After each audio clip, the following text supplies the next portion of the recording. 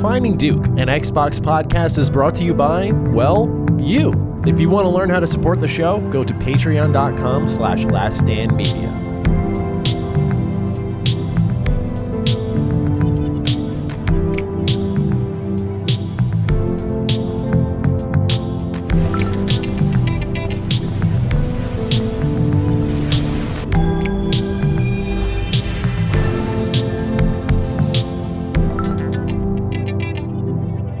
Salutations, everybody. It is Maddie here today, and welcome to episode 270 of Defining Duke, an Xbox podcast.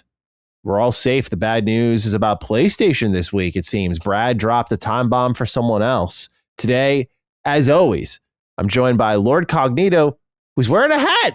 I'm kind of processing that right now. You're wearing a hat, bro. Why are we rocking a hat? We need a cut. We're looking a little scraggly out here. I love that. Continue, sorry. Yeah, man.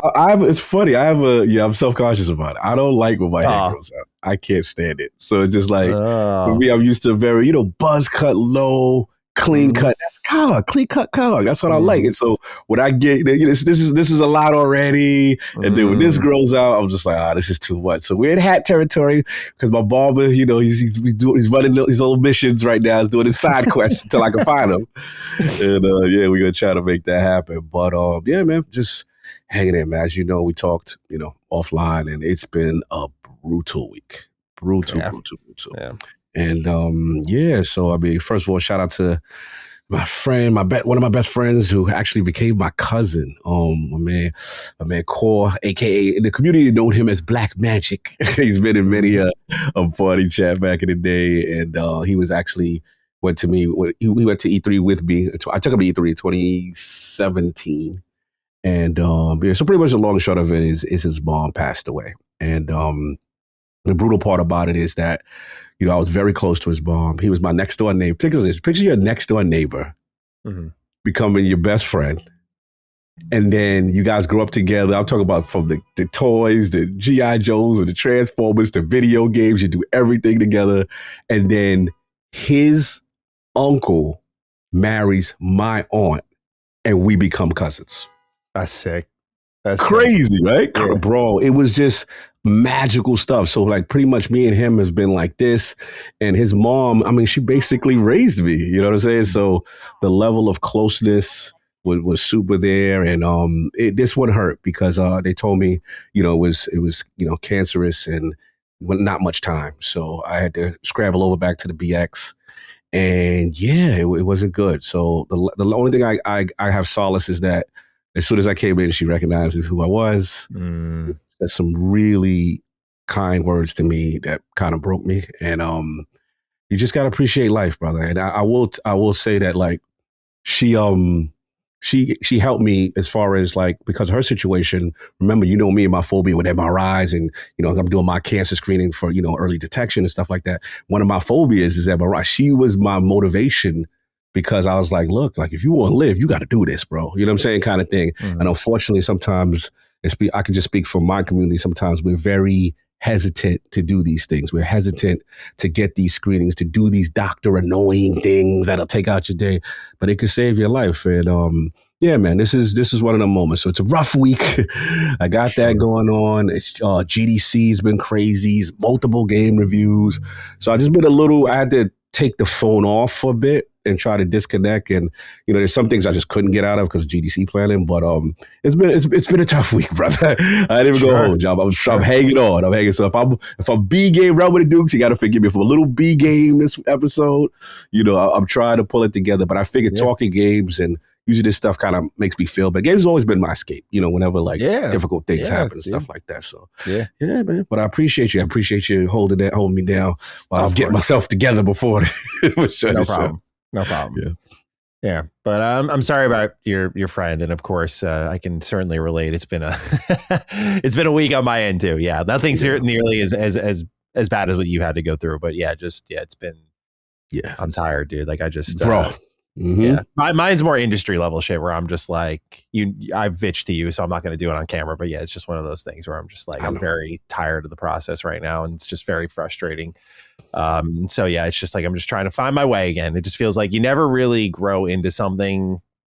You just keep learning and keep trying to like navigate things as intelligently as you can, but it's just like a tough industry to work in, dude. It's really tough. You know, it's great. It's a blessing. I don't take it for granted, but it's to navigate some of these situations where like you're trying to do your best coverage and just kind of can't. Yeah, it sucks. And especially it's more like the pressure of the audience. Like they want you there and they expect you there, and then you can't get there. And it's like, if it was in my hands, you know. Yep. Like, I know what you mean. I would be there every time, but it's been tough. This last like few months, I'm just like, damn, I'm just crashing and clawing. So, but never above the process. That's the most important part. But yeah, it's like I said, nothing to complain about in the face of what you've gone through. So I'll get over it. But yeah, it's been a bumpy week for sure. But we're here together. We're here together. Lift each other's spirits. This is what we do. This is what we do. Let's start off with a beanie update here because we got to write in from Nerf Ninja. Actually, we're not really starting off on a good note here. He says, Dukes, how many hits did you end up getting regarding possible beanie merch? Are we showing up RE9 style, or is this a Highguard situation? And I've just never had a good history with merchandise. I don't know if I'm just bad at pushing it, but like it's a Highguard situation, y'all. Like it was not enough of you. You did not pull up. We're shutting down the beanie service before you even get to play. Just really would have loved some more beanie love, but you know, it is the audience spoke, and that's important, right? Because like we need 100. I think Micah counted 39. So it's all 39 of you, man. Thank you. To the rest of the 15 plus thousand plus of y'all who showed up and had nothing to say, fuck you. That's what I would. We could have had great beanies for the 39 of us. You just had to sit there and write in the comments about Brad being the harbinger of Xbox. Like you used your comment for something else. Anyway, in all seriousness, no beanies. Yeah, I was like, I really thought there was a chance. I thought we had this because I saw our comments. And then I looked at the YouTube once it went live, and I did see beanie joints in there. Yeah, so I'm thinking, I was like, oh, okay, we probably over quota already or something. Like this is just extra. No, we needed every vote for that. This audience loves memes. So like the Maddie Xbot stickers, they get the green light. The Allegheny Hogs shirt gets the green light. Understandably so, sick logo. Yeah, sick. We can't get a classic Duke beanie. We need something stupid to put on there. That's what we need. Like, just something dumb. I bet you it's like an Xbox on fire. It'll go. We need something stupid. Yeah, like that's what we need to figure out. So that's the beanie update, y'all. All right. It's March anyway. We'll live. We'll figure it out next year. Figure it out. But thank you to those of you, in all seriousness, who did write in, put comments and stuff. We do appreciate that. Those of you who are interested, but wanted to give you the update on that. Now we get to start off on something positive. Sorry, Rob Rodriguez III writes in and says, Dukes. Another week means another chance to see a glorious fumble happen somewhere in the games industry. A few questions. I want to go in a positive direction with this. What are you guys looking forward to in games? And I don't mean what games you're excited about. I mean, what in the video game space do you see either coming soon or being talked about to have great to positive potential? Or are you just overall hyped for? To give an example, I'm genuinely excited about AI's ability to help indie developers make their games. Not an artistic front, but a technical one. I'm currently making my first video game, and Claude Code has been able to build the infrastructure of it in Unity with absolute ease, and I have zero coding experience. Anyway, hope you brothers are having a great week. Maddie, how's the game coming along? And Cog, do you have any desire to cross over into the game-making side of the industry? Thank you for writing in, Rob. Cog, a little bit of a challenge here. We could pick games all day, but is there anything industry side that you're excited about, broadly speaking? Yeah, just I think it's funny he said this because I'm literally in GDC planning mode, and I've been looking at a lot of the workshops, seminars, and developer talks and stuff that I'm really signing up myself up for. And I'm really excited again about like PlayFab stuff, performance stuff as far as in UE5 and also versus in Unity, and just seeing how honestly pitching of games. The pitching of it and just learning so much about what goes involved with it. So I will be a sponge at all of these things, just getting games across the finish line and what are the effective strategies that people are utilizing. I think, especially in the indie space, that's a big passion of mine. I mean, plug. I just did an interview this week with Wishfully, who did Planet of Lana. Yeah. Bro, their story was really inspiring. And just like a little preview, it just terms of like making a vertical slice and getting rejected hard. I was like, you guys? And they told us, and then like just going through that saga. Motivator, bro. Bro, I was like, this is motivation, man. Like man, shout out to Adam and Klaus from Wishfully, man. I didn't know. I'm thinking people forget, like when you see a finished product and in your mind, this is art. Yeah, you think that's what they showed. Yeah. That's what it was. And they were like, no, we got basically laughed out the room. No one wanted to really fund us. And, these are people with like myself with secular jobs and really trying to make it work and then sacrifice everything to then be told, you're not good enough. Like how demoralizing is that? And then hearing those type of steps. So for me, short term, I'm really excited about GDC. Obviously, the games industry is always this little burning thing in the back of my mind. As old as I get, like, damn, I still got one more shot. You know what I'm saying? Like, it's better, no disrespect. You know what I'm saying? I got my chance, but I want to be more on the video game platform side as opposed to the VR side. Yeah. So that's the thing. So I was like, okay, cool. And then the second thing, to his question, of course, like that's always going to be passion. IT is my foundation. That's what got me there. I mean, just got me as a career in general, but the gaming industry is what the heart wants, right? That's in any capacity. So that's where I'm at with it. What about you? I think for me, it's really easy to look at like AAA or just how certain things go and kind of like focus in on one story and think like, oh, passion's dead, games industry is cooked, that sort of stuff. And like there's certain, again, levels of AAA that I completely agree with it on. However, there is a lot more passion out there than I think people give credit for. I can only speak from my personal experience, but like, it's really cool.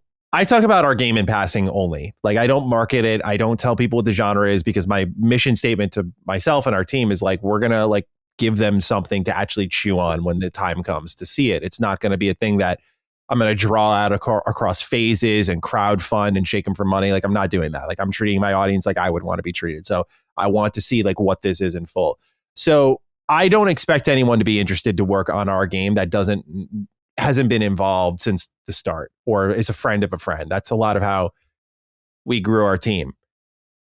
But what I've been really pleasantly surprised by is a lot of our recent hires have been people who have just listened to shows and they just kind of like reach out just on an email on a whim. They know nothing about this, by the way. They don't know what engine we're using. They don't know what skill sets we need. They don't know what genre we're working in. They know literally nothing. And they're like, hey, I like you. And I think you're going to be a leader in this space, or what you guys are doing has a chance to be cool, or we think indie games are the future. And I've been really surprised with who reaches out. Like, some are on AAA level with like decades of industry experience. I've had people who reach out with no experience. Like, it's cool because it's not that level of like, oh, they're reaching out, but like I've had people reach out who are definitely qualified to get paid way more and basically saying to me, like, whatever budget you got, like, I'll work within it. Like, I want to help. Fine. And that's cool because I don't try to underpay, but I know I don't pay industry standard, and I'm always transparent about that.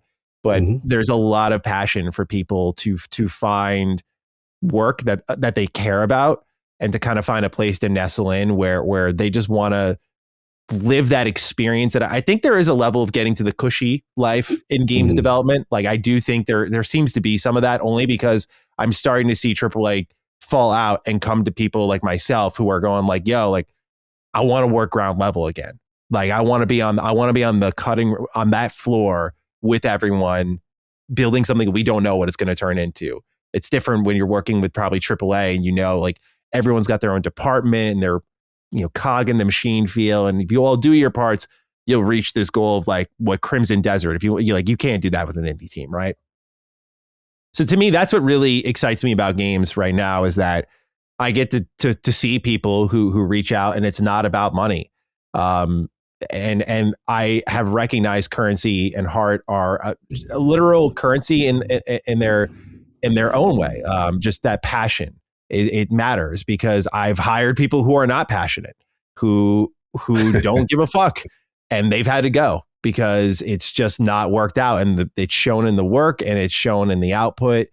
And I don't need people to bend over backwards, but it's like, at least in indie, there's a level of like, it can't just be clock in, clock out. Like, you got to give a fuck. You got to. We're way too small of a team to just and that's it. Like, everyone has defined roles, but like, what's really encouraging is there's more people than not who get that.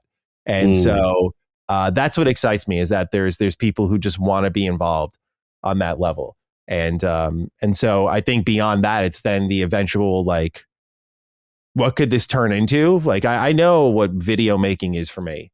I don't know what game making is for me. I don't know if it ends after one game or if we can go on and do what we really plan to do, but there's an excitement in all of that. And the fact that in the face of all of that fear of like the potential failure, it's like the passion to just like keep going forward and just see what comes of this. Like that's awesome, because, you know, we got ambitious plans, but we got to like deliver first. But it's just like, that's a type of excitement that my video work can't hold for me, because I kind of have like reached these different corners.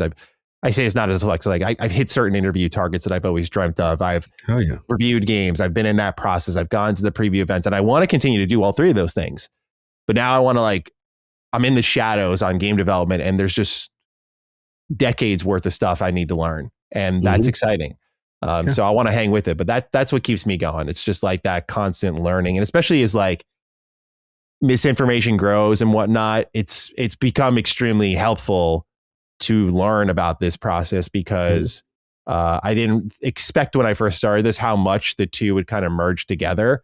But that combined with like where AI is going, where people are seeking authenticity, I feel really good about where we'll be at when it's time to start talking about this, where people are going to get like a very real thing with a real person and like a real team. And so that excites me a lot too. So yeah. Thank you, Rob, for the insightful question. We appreciate you. Yeah, I like that. All right. This next one, we're just on a roller coaster right now. Start low, go high. We're going low one more time here. We came so close, Scott. We're knocking on the door. Can you imagine how I was feeling when the news was breaking? It was, you know, here come, dude. It's so funny. This only happens to Fallout fans. Like, I just want to throw it out there. I'm gonna feel bad for ourselves. Let's go. Feel bad for ourselves a little bit, right? Because like, this is the only community I guess this type of shit happened to them, right? Where, you know, here's Iron Galaxy, a studio that's known for recently, you know, remaking Tony Hawk Pro Skater 3 and 4. They've also ported Bethesda games. They've worked on 76. They ported Skyrim to the Switch. You know, they're a remaster, remake, and port studio. So they post a little shot of their company meeting, and they're like, and now it's time for our next project. And on the monitor is the loading screen for New Vegas that says, please stand by. Wow. And so everyone's seeing this on their LinkedIn and going, I mean, this is so obvious. Like, this can't be anything else. That is Fallout. We've heard it all matched up, Cog, right? We've heard the rumors, like, here comes a Jez report. Like, yeah, there's going to be Fallout 3 remaster, but there's also going to be one for New Vegas. We're thinking, like, is it just Virtuos? Does Bethesda and Xbox want to speed run this and get someone else in? They have a working history with Iron Galaxy. Like, dude, the stars aligned instantaneously. I was like, this is a perfect move, you know? Well, Iron Galaxy responded after a couple of days of noise and said, nope, there's nothing to see here. Sorry to disturb the volcanoes, but that was just a behind the scenes look at our company meeting. We use that slide every month, and it has nothing to do with anything Fallout being worked on. As you can imagine, we love Fallout. Now, pardon us as we retreat back to our vault. I was like, okay, thanks for stepping out and doing this. You know, I appreciate that. But man, damn. Like, what do these companies ever think from a fan perspective when they do this? Like, did they ever think, oh, this might kind of mislead people? Like, not like, oh, they're in bad trouble, but they ever think to themselves, like, they might think we're working on a Fallout game. Like, does it ever cross your mind the pain that you might put people through? You know, like we're right there where I went, oh, someone slipped. And what I was really praying for, Cog, was that, you know, tweet update, yo, post got deleted. That's what you know. Like, yeah, then they tried to hide it. They're like, no, it didn't happen. Didn't see anything. So when that didn't happen, and they're like, no, sorry, nothing to see here. I'm like, okay, I guess, bro. So, Cog, I just wanted to bitch and moan a little bit about that. We came very close, and I just wanted to share this story with everyone so you could share in my pain. And if you have any thoughts on it, please fire away. But I've lamented this long enough. No, I didn't know the whole sequence. Now it makes sense because I remember people hitting me up like it is a go. And I'm like, oh, they got the information. Mm-hmm. And like you said, it's on their screen. I guess the thing that is confusing a little bit to me is that, so this must be like an internal joke that you utilize another game's assets before you do. Like, we're just gonna use this Fallout little meme here. Yeah, we love Fallout. It's like, and you would have to think in today's climate of leaks, right? That when someone gets a hold of that, you're gonna be tied to that franchise based on that imagery. So that's but I will say this though, in a slight positive note. Okay. Do you really want Iron Galaxy doing it? No. All right. That's what I thought. Because when people told me, I was like, okay, but nobody don't really like them like that. That's what I was thinking from that standpoint. I was preparing for the kind of awkward conversation that I remember having with TMNT Last Ronin, where it was that, oh, we got the game. And you're putting the remaster team behind Destroy All Humans 1 and 2 on it. Why? Like, what makes sense here that I'm not seeing? So it would have been that moment of like, yeah, they're known for this stuff, but like Tony Hawk Pro Skater 3 and 4 were missing key things that made those games special. Everything from soundtrack reduction to career mode choices or lack thereof. Like, there were changes that weren't good for the game. And that's the challenge that a Fallout remaster has to face, is they have to relicense all that music, which I'm sure makes things complicated. But yeah, like Virtuos, while there's some concerns I have with their performance in the literal sense, they're clear. They got the all clear in my book. But like now you bring in Iron Galaxy, it's like, all right, I'd rather, Asha maybe figure out if we can get another Killer Instinct going with them, because they seem to have done a good job with that. I would love to see them go, stay away from Fallout. We don't need you. Like, go figure that out. Go help Xbox out in a new way. Only if you announce it, but then if you don't announce it, it was good that it's not you. Yeah. Basically. I got you. Anything else, or shall we move along here? All right. Defining Duke, an Xbox podcast, is brought to you by Shopify. Ladies and gentlemen, starting something brand new isn't just hard, but absolutely scary. And step one of starting anything worthwhile is admitting that to yourself, that, okay, this is going to be tough because there's a bunch of steps and hoops you got to jump through before you get to that point of it being an official business. And even then you're like, is it going to fail? Is it going to succeed? What's going to happen? There's ways to help you with that uncertainty. And one of the best ways to do that is to check out Shopify. Shopify is the commerce platform behind millions of businesses around the world and 10% of all e-commerce from the United States, from household brands like Mattel and Gymshark to brands just getting started like yours, mine, and many others. And you can get started with your own design studio because there's hundreds of ready-to-use templates that Shopify helps you build your online store with. This will match your brand style and get you feeling really good about what the vision is, while being able to also swap things out, test things out, and really feel out what exactly your business is going to be, what it's going to look like. And best yet, Shopify is your commerce expert with world-class expertise in everything from managing inventory to international shipping and processing returns and beyond. So you can focus on what matters most, and that is the person that you are serving with your business. So it's time to turn those what ifs into with Shopify today. Sign up with your $1 per month trial today at shopify.com/Duke. Go to shopify.com/Duke. That's shopify.com/Duke. Highguard. Let's talk about it, man. This feels like it's been around for a while. And now it'll be lost to time. So we have the official article on the Highguard Twitter account. No reports, no leaks, no rumors. It's official. It's shutting down. They write, today we're sharing difficult news. We have made the decision to permanently shut down Highguard on March 12th. Since launch, more than 2 million players stepped into Highguard's world. You shared feedback, created content, and many believed in what we were building. For that, we are deeply grateful. Despite the passion and hard work of our team, we have not been able to build a sustainable player base to support the game long term. Servers will remain online until March 12th. We hope you'll jump in with us one more time to show your support and get those great final matches in while we still can. The team is excited to release one final game update to enjoy in the remaining life of the game. We'll be adding a new warden, a new weapon, account level progression, and skill trees. Full patch notes are coming, and we're targeting tonight or tomorrow morning for patch release. From all of us at Wildlight, thank you for playing, for supporting us, and for being part of Highguard's story. And keep in mind that they had a year-long roadmap. A lot of people believed after the layoffs that happened just like a week and a half, 2 weeks ago now, that this was to support this year-long roadmap they had, that they're just taking the game offline now. So it outlasts Concord by a little bit, but it is eerily reminiscent of that. Just like, yep, 2 million players. And when you go on Steam, it's at like 200 concurrent players, like just not enough.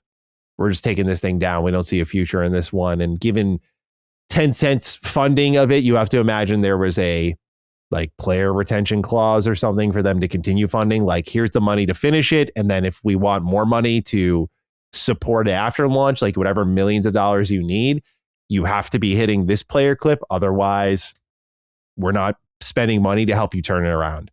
That's my guess on what happened here. So I don't want to say unsurprising yet. I thought it had a little more life to it after the layoffs. I was like, okay, Skeleton Crew, it's probably not going to turn around, but this thing probably hangs around till the summer at least.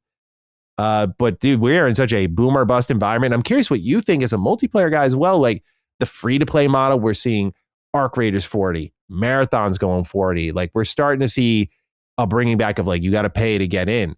Marvel Rivals and successes like that seem to trick people into thinking that's the way to do it. They obviously, as we read in the story from Schreier about the fall of Highguard, wanted to replicate the success of Apex Legends.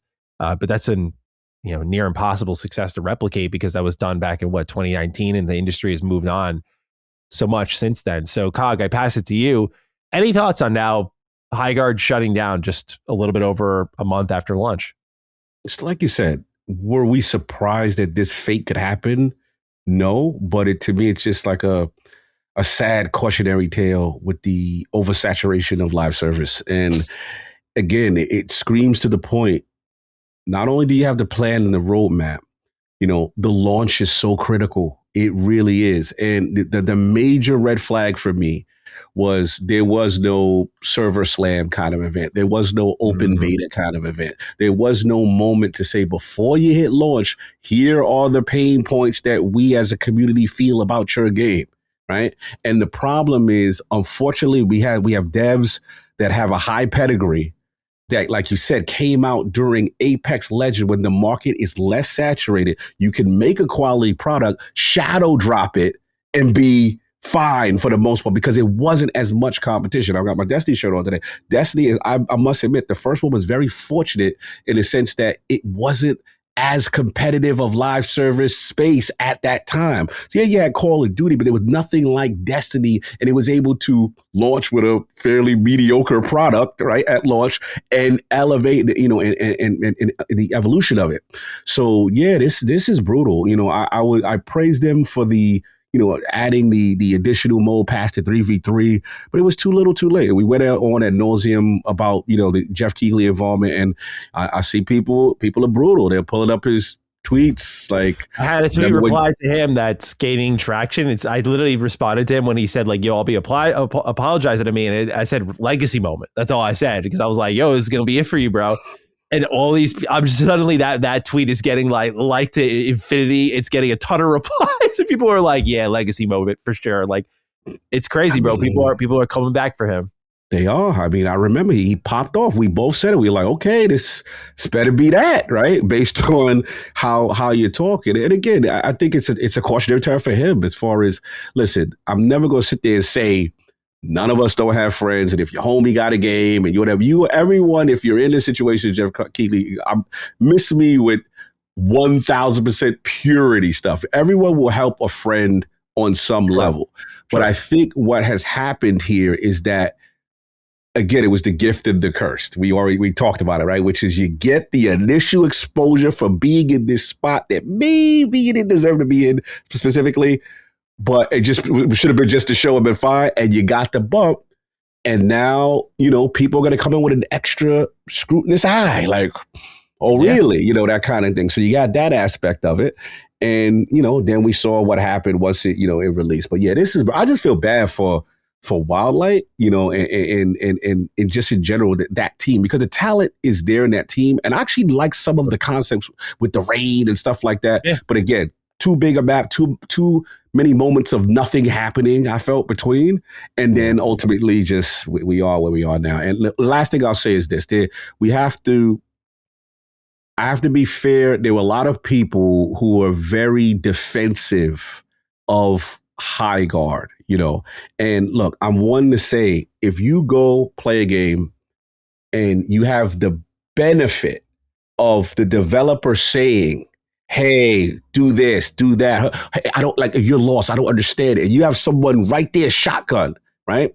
You always got to keep in your mind, as a person who's going to a preview event or review event, that is not the normal experience. The normal person does not have the benefit of this. And they're going to be they're going to be like, I don't understand this. I can't do this. I'm done.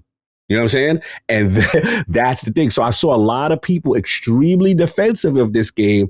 And the proof of the matter is, if the game was truly good and it resonated with the public, the drop off wouldn't be as significant with the player count. That's the indicator. And we can't, a lot of us, I get it. It's an emotional thing. You don't want to come off like, I'm not, influenced easily and stuff like that. But we just got to be real about it. The player count is going to say it. So just be as objective as you possibly can, even when it comes to feedback. Not saying that people were not, but I'm just saying, like, a rule of thumb when you go to these things is, you got to give the real feedback, because that's going to help save the game. Mm-hmm. Say that kind of thing. So yeah, it's a cautionary tale, man. It's real. I really feel bad for Wildlight, but yeah, this is brutal. We kind of knew. I think I even said, I was like, I'll be surprised. I think my thing back then was like, I'll be surprised if it get past 2-3 weeks. I think I did say, I was just like, because I remember saying that you were lower on it than I was like, I feel like with the layoffs, they might have been able to stretch their budget a little bit further, but whatever funding they had definitely got pulled. That much is obvious here, but just, it's, again, not surprised, but I think there has to be some lesson learned across the industry from this one. Like, just like Jeff needing to cross his T, dot his I's, like, bro, secret funder, Tencent happens to also be on your advisory board, also happens to be in a situation where, like, they rebrand to Level Infinite so that they can reveal games on your stage so people don't think they're Tencent games. Like, this is a company that's keenly aware of their reputation, and that's why we call them the shadow broker, because look, I don't try to make them sound like the devil, because it's like, they have a lot of money poured into Larian.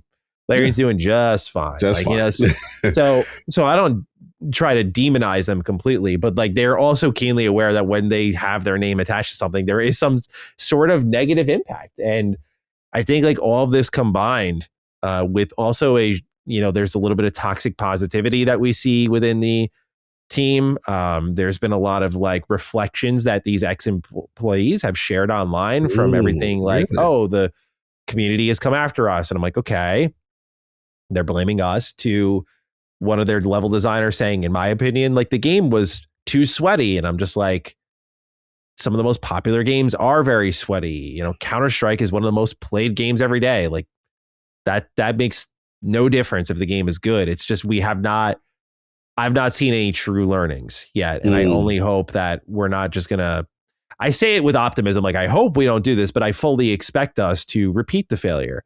And that's the frustrating part. And I'm not saying get rid of live service, but that there's got to be more competitive swings than this, and less infatuation with your own past and, like, hubris into your decision making. Like, congrats. Like, you made a good call with Apex Legends. I'm sorry you didn't get a lot of money out of it, is why Wildlight was created. They didn't get, like, a huge bonus payout for the $3 billion success that was. It's like, okay, I feel bad. I feel for that. Like, you should have got your check for that.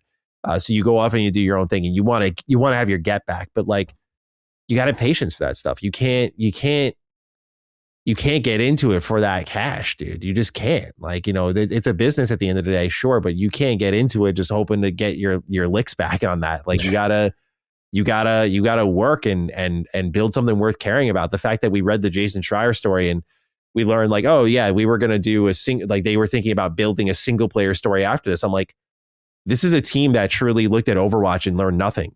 Like, that Overwatch and Titanfall 1, like, these are 2014 to 2016 pocket of multiplayer shooters that could launch without stories. The only reason Titanfall 2 didn't work out is we know why. It was Battlefield 1. It completely dominated it. But I think Battlefield or Titanfall 2 would have found some level of success given its quality and its multiplayer if it was put in a better spot where another highly hyped up multiplayer game wasn't there to smush it to the ground. And so when you're looking at that time period, it's just like, that's not how multiplayer works. I think the main reason Marvel Rival worked is because we already have an attachment to superhero characters. Like we don't need to, like we have games with them. But with these characters that we don't know in Highguard, you got to give us an attachment to them and then build off of that.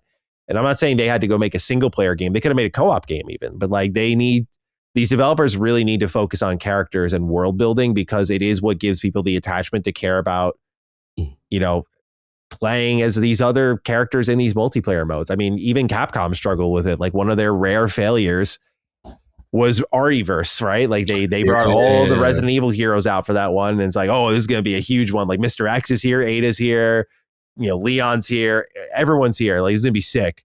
No one gave a fuck, you know? So it's like, there's also that as well when it comes to multiplayer. Like it's a tough environment. So it's like, there's no one trick solution, but I think step one is just giving people a universe to care about and wanting to spend time. And Arc Raiders did that. So we'll see if Marathon can pull that off. I'm sure we'll talk about that later. Oh, yes. We'll talk. Yes. Oh, I get to enjoy a Bungie conversation with you. Yes, I played it too. Yes, I got to play it too, Cog. We'll get into that. We'll get into it. So yeah, we'll talk a lot of multiplayer today. But anyway, Highguard's officially shutting down March 12th. Get your gaming in while you can. This next story isn't like high on, I think, a lot of people's radar, but I wanted to bring some attention to it because Nacon is publishing Greedfall: The Dying World, which is the second game in this series, but it takes place before the first one. They're kind of Red Dead Redemption 2ing it a little bit, like it's the sequel prequel thing. But they're a publisher of a game series that I really like, and Spiders is a developer that I always thought had great ideas, but kind of middling execution. But with Greedfall, I felt like that was the moment they turned the corner. And Greedfall: The Dying World was in early access for a while. And this latest early access update they did seemed pretty convincing for a lot of people, but it didn't seem like it was ready to launch so quickly. And then they announced like, oh, guess what? It's coming out in March. And it's in a very busy month. I thought all of that was a little suspect, but also this is a publisher who's behind games like RoboCop, which I know you love, Hell Is Us, which I played last year and I thought was a really underrated game. It was really a different one there. And they filed on February 25th for insolvency. Which means that they were unable to pay the debts they owe to their debtor. So they have assets with value is how Game Informer is describing it, publishing rights, IP, and the like, but they don't have the cash that's needed to make the payments they owe.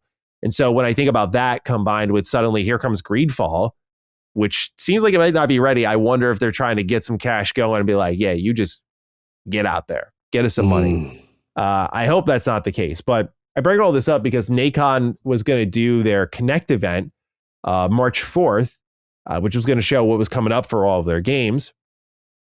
But they have chosen to delay that. They write here, in order to ensure that our future announcements have the impact they deserve, Nacon has made the strategic decision to postpone the next edition of Nacon Connect, initially scheduled for March 4th. Faced with difficult economic environment for the company, we are choosing to focus our resources on upcoming releases and the development of our games.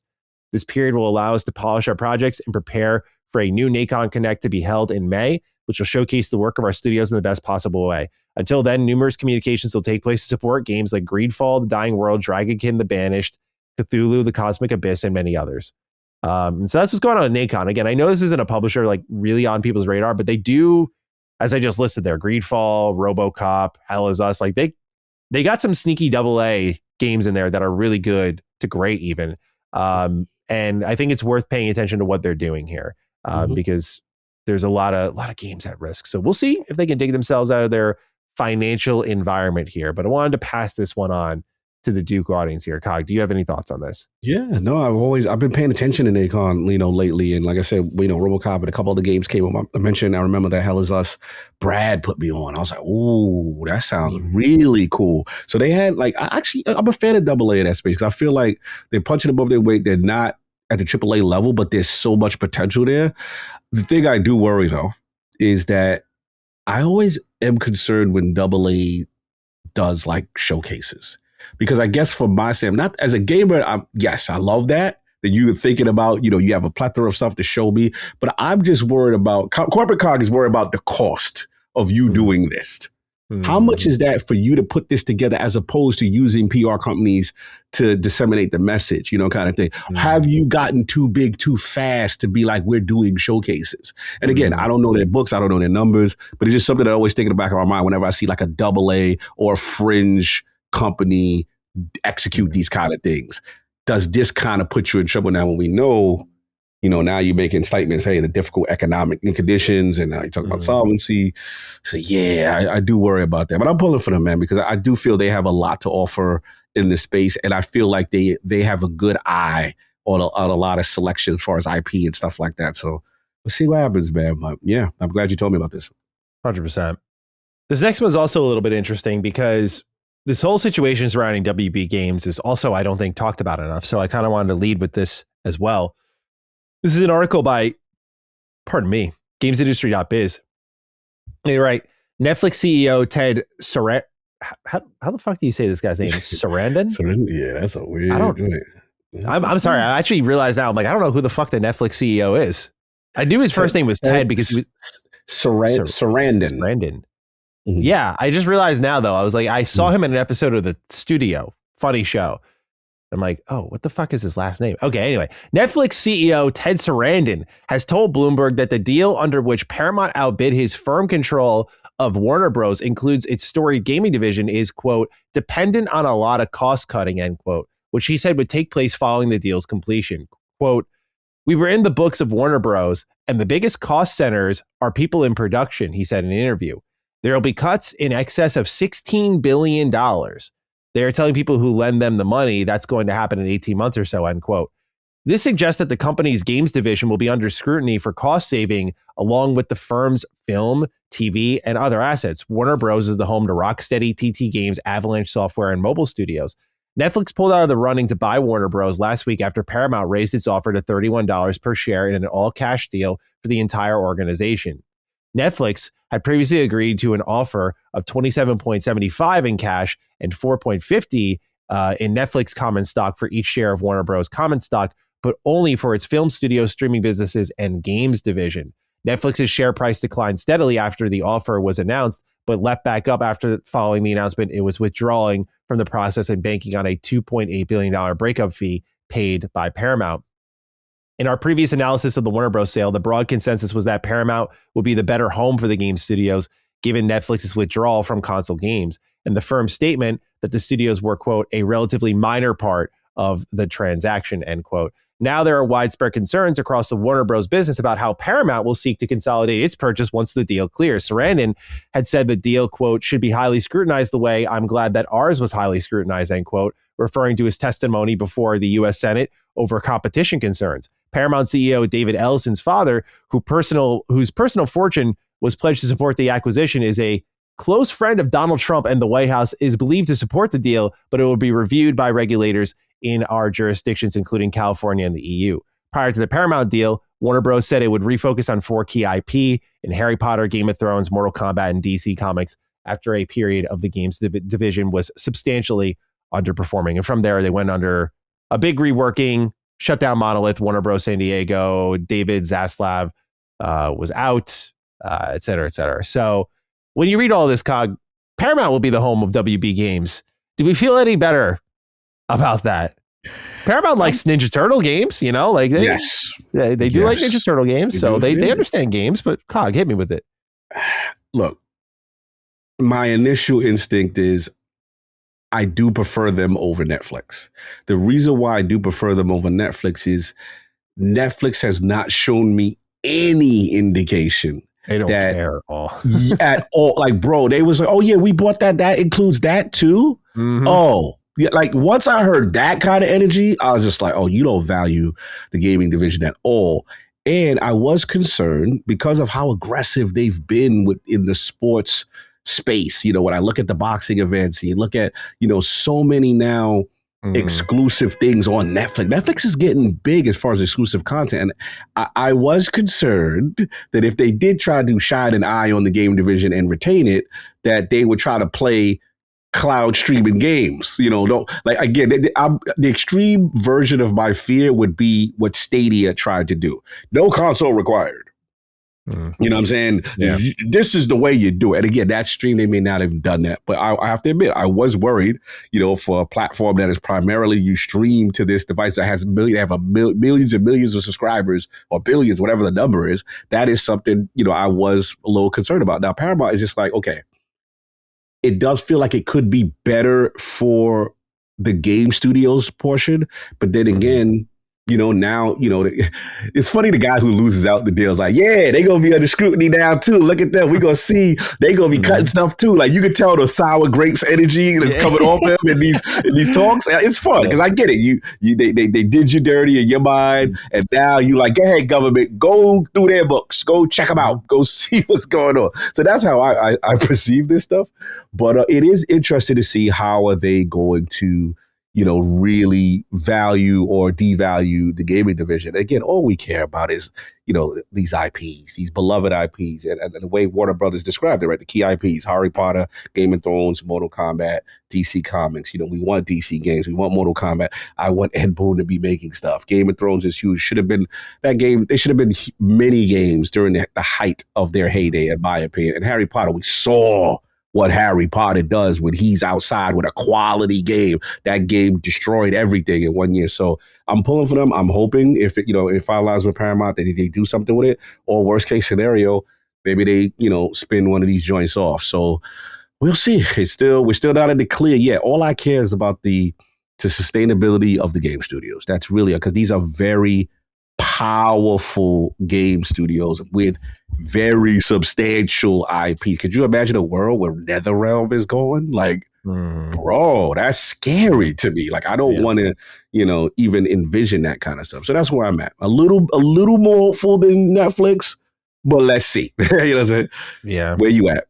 Yeah, I just think it's like not going to end well either way, I guess, is what. Like, it was worse with Netflix, but I just feel if like a big merger with Xbox and Activision taught us anything, it's like Paramount's business is mostly like movie, right? Like that's what they want to do. That's what they're focused on.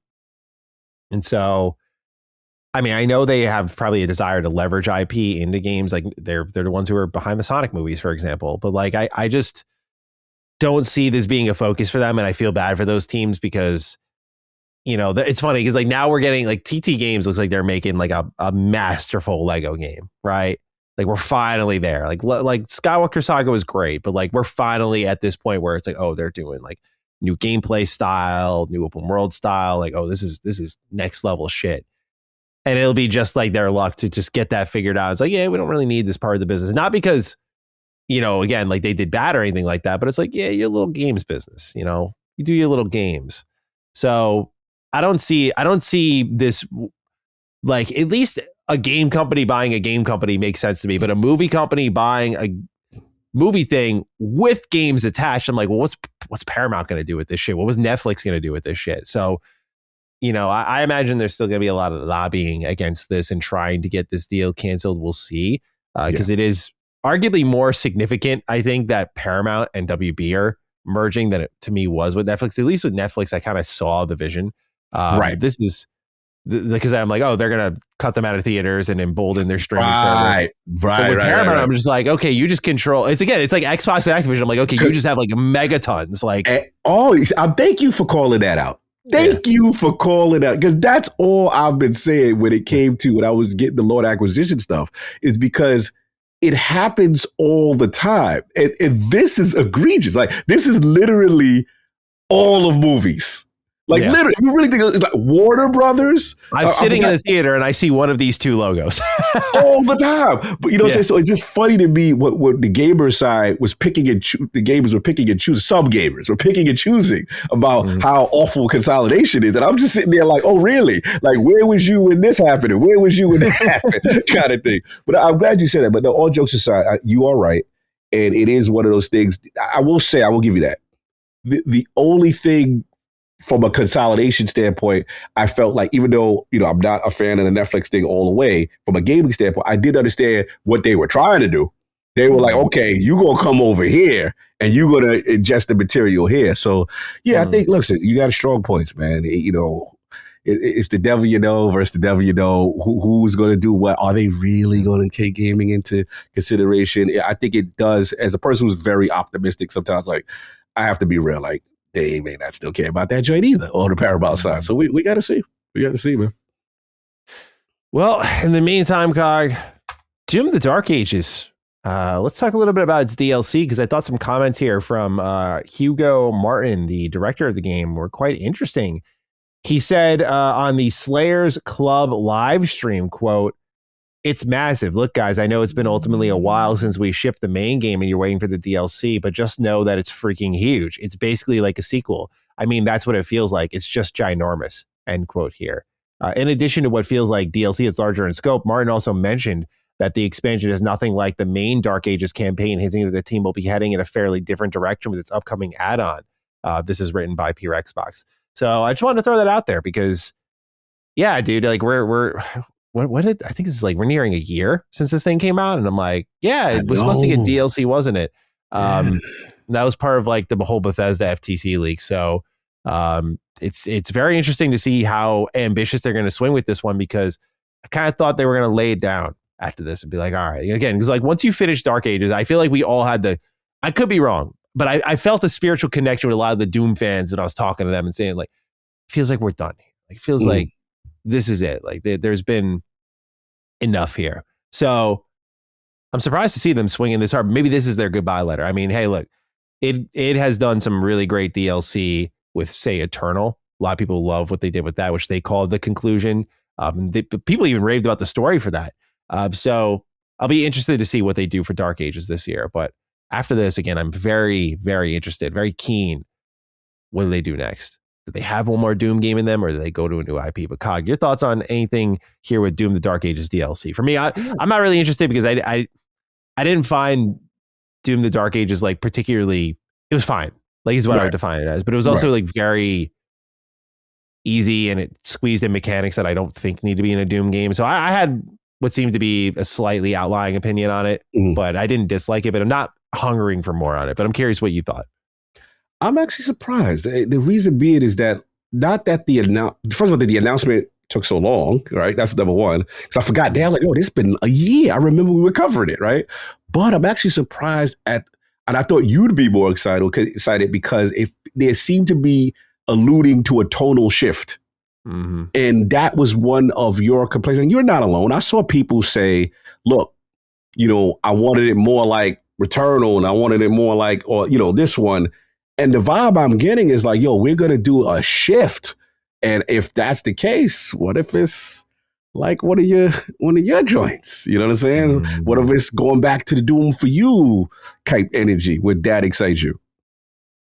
Like, if they just completely shook it up, you're saying, kind of like? I mean, the statement to me sounds very interesting. Like, he's pretty much kind of saying, like, don't expect what you got kind of energy. Yeah. He's about reading that wrong. Like, it definitely feels, he's like, Martin mentioned the expansion is nothing like the main Dark Ages campaign, hinting the team will be heading in a fairly different direction with its upcoming add-on. So I'm like, that's a pretty bold statement. Yeah, the campaign's awesome. That's the problem. Is like the campaign's awesome. It's the mechanics attached to it that I have more of an issue with. So I mean, if they dramatically shake it up even more, so I'd be curious to see what that is for sure. Because like I didn't like the whole melee combat system substituting out the like executions and whatnot. I thought it just removed some of the personality. But yeah, if they like really shake it up, like of course I might be interested in taking a look. I'm not closing the door on them or anything. It's a great team, but we'll see. Out of everything they've done with Doom, Dark Ages was my least favorite. That was your least one. Yeah, I remember you saying Eternal's God tier. 2016 is really fantastic, but like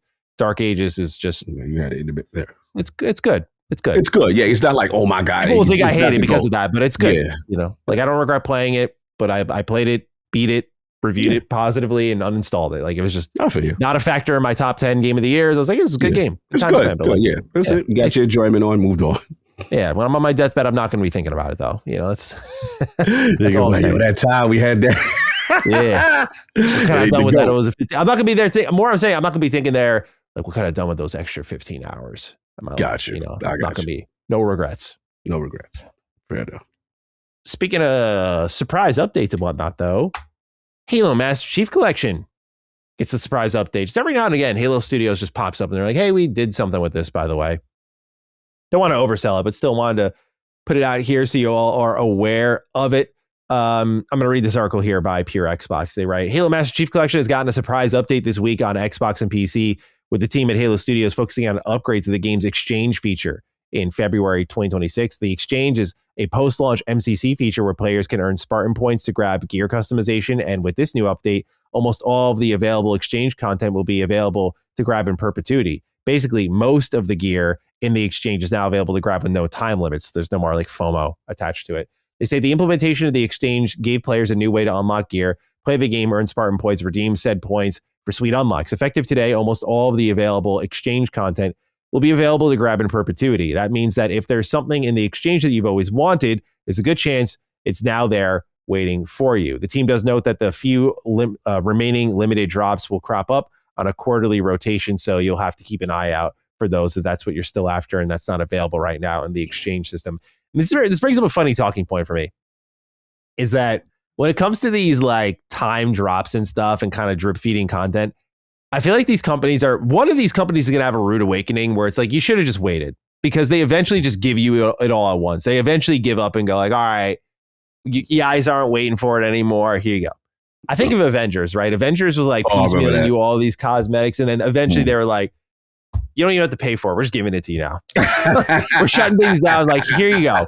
And that was it. Mm-hmm. Right? That was it. And I was like, okay, cool. Like, glad I didn't spend any money on that. And for me, that was the moment. I was like, I don't need to fucking indulge in any of your little systems here.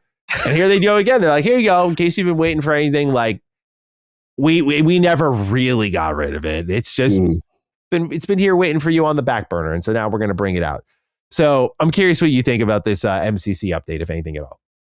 I'm just surprised at the timing of things. Like you said, like, sure. It's just one of those things that, I mean, again, am I going to be upset that they're, giving out free content and letting people get this stuff with this exchange system? No, but it's just like, why now? And the only thing I can think of is obviously we're getting close to Halo, campaign edition at some point. Mm-hmm. Is there any correlation between the ending of life cycle with this versus that's about to come out? The timing is interesting to me. That's all, because it's been so long. Like, we haven't talked about Master Chief Collection in so long. So why now? And again, it could be a nothing burger. It's like, hey, something we was meaning to do. We just got around to do it. I'm always concerned about games that are that long in the tooth doing an update. To me, that's always, I got to keep my eyebrow open on you. Why? Provided you're not shutting down, because it's not like they're shutting anything down. It's just more so like, hey, we're going to do that to you. So that's all. So my immediate antenna, maybe a campaign edition is closer than we may think. Mm-hmm. Think a little trailer can drop, something like that. Yeah, like that's what I mean. It's March now. You're doing the last very finished touch on the last project, and you've moving mostly everybody over to these other things, and that's all I could think of if I had to guess. Sure. We'll see, but nonetheless, Halo MCC remains a little active. Let's switch gears. Let's talk a little bit about Assassin's Creed. We got a full write-up here from Ubisoft about the future of Assassin's Creed. And this is amidst a flurry of moves from them in this last month or so. We've seen everything from them announcing their 5 creative houses and Vantage Studios and reorganizing leadership, and the director of Assassin's Creed Hex being moved off, and the new brand leads for Assassin's Creed basically being the leadership core behind Assassin's Creed Black Flag. And so with all these changes shaken up, they basically put out a whole video and a blog post talking about what 2026 and on will look like for Assassin's Creed. They said that Shadows is moving into its final phase of support. And so they're answering the question of what's next. And they talk about codename Hex. They say, well, we haven't shared much about this one yet. It's being built with great care by our veteran team here at Ubisoft Montreal. Expect a unique, darker, narrative-driven Assassin's Creed experience set during a pivotal moment in history. You may have seen the recent news. I've recently taken on the role of creative director for the project, in addition to my new responsibility as head of content. We are taking time to deliver on this ambitious vision, which means we'll be quiet for a little while longer. And Tom Henderson on the side had said that this was a holiday 2027 title. So they're going to be quiet for over a year now, is what you can probably expect. They talk a little bit about Codename Invictus, they say it's progressing steadily with a test and learn approach. They said Codename Invictus is the PvP multiplayer Assassin's Creed experience led by a dedicated team of For Honor veterans at Ubisoft Montreal. We understand there's a lot of curiosity around this project. Yes, it's a new approach to multiplayer in the franchise, but it isn't quite what the rumors have suggested. With player feedback at the heart of our approach, we're exploring ways to bring the community in earlier so we can shape the experience together. The team is incredibly passionate about what they're building, and their work reflects our broader goal of offering a wider variety of experiences within the Assassin's Creed universe. Beyond these, we have several other projects currently in the work at different stages of development, including Assassin's Creed Jade. We're looking at bringing co-op back into Assassin's Creed, a detail we know didn't go unnoticed. And while we recently chose to pivot away from an early project, the lessons learned from that work are already helping us shape what we're doing going forward, which I thought this is kind of significant. I think co-op Assassin's Creed is kind of fucking underrated. So I was pretty stoked about that. They say speculation around Assassin's Creed is not new, but it's worth repeating. Nothing is true. Everything is permitted. Well, except in this case, some whispers have a little more wind in their sails, and they say keep your spyglass on the horizon, to which they confirm Assassin's Creed Black Flag Resynced, which is the remake project for Assassin's Creed Black Flag, which we're expecting to come out this year. They say to expect more news on the Netflix live action series coming very soon. And to cap it all off, I also thought this was kind of great. 60 FPS patch, for free, drops on Series X and S as well as PS5 for Assassin's Creed Unity. And this is one of my favorites, dude. I mean, I got really lucky during the review process when I played it and thought it ran and played totally fine on my Xbox One. I know others did not have that experience, but I've always had a good opinion on Assassin's Creed Unity because of that. So I had a blast with it. It's been polished up since then. Now it runs at 60 frames. And so this is really cool to see, man. So yeah, just overall, like a lot of Assassin's Creed news here. And I thought all of this was interesting to exciting and like, okay, for all of their mismanagement, it looks like they're really trying to get their ducks in a row with Assassin's Creed here. So we'll see where things head. But Cog, your thoughts after a look into the future of Assassin's Creed? Yeah, it seems streamlined. It seemed, seems like they got the ducks in order as far as how they want to attack the franchise long term.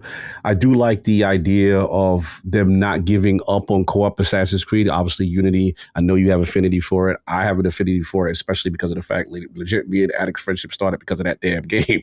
And he raved about it to me. So I'm like, all right, cool. But like, I thought the concept was so dope. So the fact that they said, I like what they said in the notes, like, hey, we saw some things there. I feel like the Unity 60 frames per second patch is like almost a confidence boost of what the vision could be.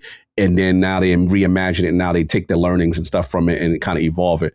The only thing I'm concerned about is, this insistence on like Invictus. When I see like a PvP, again, we're in this age where it's like everyone still wants that live service joint, you know what I'm saying? And again, I just want to see how that is. It's led by a dedicated team of For Honor veterans at Montreal. Again, not saying it's going to fail, but I am concerned a little bit about that because it seems like they don't want to let that thing go. To their credit, they have reinvented themselves with Rainbow Six Siege, right? To their credit. Like I can't take Rainbow Six Siege away from them. So if they have a siege under their belt, they have learnings. But we'll see. We'll see if Assassin's Creed works in that space. I got to see it, man. I'm not confident, you know what I mean, in that part. You know, like the old PvP days of like, you get your Assassin's Creed Brotherhood, it launches, you got a nice story mode, and you can go online, you can pickpocket other people, you can kill imposters, all that stuff. The original Among Us, you didn't like that? I never really played much Assassin's Creed multiplayer, so I feel like we're in the same boat. Like, I never gave a fuck. I don't want to be disrespectful because I saw that and rolled my eyes for the community. All 1,000 of y'all that like y'all respect. If hopefully it was a big, flourishing community that I didn't know about, and this is what they've always wanted. God bless. If that's what y'all want, y'all get it. Just for me, I never really cared about that stuff. All I care about is you not taking your company trying to catch waves. We have a lot of examples in the short term now. You know what I'm saying? Of companies trying to catch this wave. And all I want them to do is get back to why we love them in the essence and streamline them. And that's where I'm at. So we'll see. Hopefully it does what it does. But overall, I'm okay. I'm okay with these announcements. I'm okay for most of them. Yeah. I grew up with a friend who was like an Assassin's Creed multiplayer head. Like we'd all be playing COD and this guy sucked at COD. So he had his own little multiplayer corner where he was nasty at Assassin's Creed multiplayer. And so we, how Xbox 360 party chat would kind of snitch, like you'd have everyone in the party menu, you see like Call of Duty 4, Modern Warfare, like 8 in a row, and you see one dude. Oh, I know that friend. I know that friend. And that was me with Oblivion. Like I would be in the party, like while everyone else is grooving, and I'm just like playing this random game that they haven't heard of. That was my friend's moment there. Like he was just the only. We're like, yo, hop on COD. No, I'm playing Assassin's Creed multiplayer. I'm like, I remember just being like, well, fucking multiplayer, dude. Like come on now. But I know some people are listening to this and they are my friend, and they're like, I trust me, I've heard the spiel. I've jumped into that world. It is fun. But I'm not going to sit here and be like some of y'all who are like, this is what I played it for. That's not what you played it for. That's not what they made the game for. Okay? Sometimes things are okay as offshoots because that's what it was. It was just a little thing to the side. Thank you for listening. No, that was dope. All right. That was dope. Cog, we've always talked a little bit about this Bloodborne remake, right? Will they do it? Won't they do it? Who's the barrier to this? Every time a remake gets announced, a remaster gets announced, like PlayStation, dude, like it's right there. What's going on? Who's the barrier to getting this to happen? Well, we thought that Bluepoint would be a great place for this to land. There's a remake studio. Before that, a remaster studio. They were built for this. They did Demon Souls, and it felt like these are training wheels for the big one, Bloodborne, which frankly didn't really need a remake, kind of just needed a patch to get it to 60 frames. And I think its art direction does everything else. Like it's a beautiful game. But there are parts that hiccup a little bit, parts that I think can be greatly exaggerated, but I get nowadays, like this shit needs 60 FPS. Well, we have this write-up by Jason Schreier Bloomberg, who's been getting to work, by the way. This guy has had I've seen him working more than I ever have. Like we're just shout out to Schreier, bro. Just a lot of information he's dropping. Bumped into him two times this year, and I'm like, I don't know how you do it, but your snitches is ill. Yeah, he's on it, bro. He's on it. Love it or hate him, like he is fucking crazy good because we now have information that we've been seeking for a while. Is like what's going on with this Bloodborne remake. Well, again, as we learned, Bluepoint had been shut down. This came as a bit of a surprise to the entire industry. And a lot of us were thinking again about that Bloodborne remake and like this would have been the perfect team for it. Well, it turns out that there's a shared blame across the board. But really what the barrier to the Bloodborne remake was, it turned out to be From Software themselves. They denied it. And Sony respected it even though they held the IP. Because the balance here, I want to credit Jeff Grubb because I saw him say this, and I think it's the original thought came from there. That you either disrespect FromSoft and probably don't get that Bloodborne moment with them again, or you respect their wishes as a titan in this industry and tell Bluepoint to figure something else out. And the reason why I say the blame is shared is because Bluepoint's solutions to figuring that out are frankly bad, Now, at one point, they fall in line with this PlayStation regime, right? We like project pitching 101. What do the leaders want? What's going to keep us in business? I'm going to be the head of Bluepoint. I'm looking at Jim Ryan and Herman Hulst, and I'm like, okay, well, we can't do a Horizon game, which Herman Hulst would greenlight in a fucking heartbeat. So we're going to do a live service game. And so we take. I'm always going to say to this dude having a complete hard on for that series, bro. Like I've never seen a man refuse to hide his bias as much as Herman Hulst. Like he moves for his franchise. Yeah, like he moves for it. So anyway, they're like, okay, so we can't do Horizon, so we're going to pitch a live service game. What's funny is in the same breath of Jason's leaks, we now learn that there's a Fae-focused God of War style game on the way. And that what Sony clearly wants is their own MCU. We learned about with Colin and his reporting on Concord, they thought that would be the next Star Wars. And in this report from Schreier, we learned that they at Bluepoint were working on a live service God of War game, but not just that, it was a live service God of War franchise that would have multiple sequels. And not only that, but that they wanted to, in Jason's own words, he wrote, they wanted to turn into something similar to their own smaller MCU. which made me slap my forehead really hard, bro. I was like, nah, like really? We're doing this shit again? But then you start to see the broader picture of like, okay, there's a Faye game. The remakes are happening in Egypt, God of War. They were working on an Atreus-based live service God of War franchise. Like clearly, by the way, do we like Atreus that much? To play as him in a live service game? Do we like him that much where like everyone wants to run around as their own version of Atreus? That sounds DOA. So I'm not, by the way, I know I'm on an Xbox podcast saying that, but I say as someone who really likes the new God of War. Anyway, so you can tell the vision was like, this is what PlayStation saw at the top of the gen. They're like, more God of War, right? But Blue Point tried to pitch other projects. This got shut down, so they went on to pitch other remakes to other studios, and including trying to convince Sucker Punch to let them do a Ghost of Tsushima spinoff, which I found to be a really weird selection for them because Sucker Punch has been really clear that like no one's going to touch our IP but us. And that was because there were so many Sly Cooper rumors floating around. They were like, no one's going to do this. Like, we are going to do this. So that combined with also these studios not wanting to share the responsibility, which it sounds like Sony Santa Monica kind of had to do when they were working on the God of War live service game, and it probably hurt them. There were also pitches like apparently they were wanting to do an updated version of Shadow of the Colossus remake. Like they already remade it and they wanted to update it again. So PlayStation's decision was terrible still, but equally terrible in a lot of ways was after Bloodborne Remake didn't get through and the numbers made sense and the project made sense, like their roadmap internally was so short, they had no fucking clue what to do after that. And they scrambled in every pitch I read in this write-up. I was like, these are all awful. And so that's the story. Bloodborne Remake was almost real, but From Software, and a little plot twist, our heroes of this story said, nah. And it seems like based on what Miyazaki said, because I started to read his old interview bites, because I was like, this guy's definitely talked about Bloodborne. He said, go talk to Sony. It's not on us. It sounds like what this could lead to instead of a remake, which I don't think is necessary, is like a Bloodborne sequel. And if Duskbloods is anything to communicate to us anything about From Software, it's that even in their Hollywood status, they'll make an exclusive product. And if PlayStation wants a Bloodborne 2 exclusively, which we'll talk about as our headline story, they're going into exclusive software. I think they will heavily pursue this type of deal and see some sort of future value in From Software that we'll understand over time. So Cog, with all of that information on the table, and then I'll read this right and I want to pass it to you. Mm-hmm.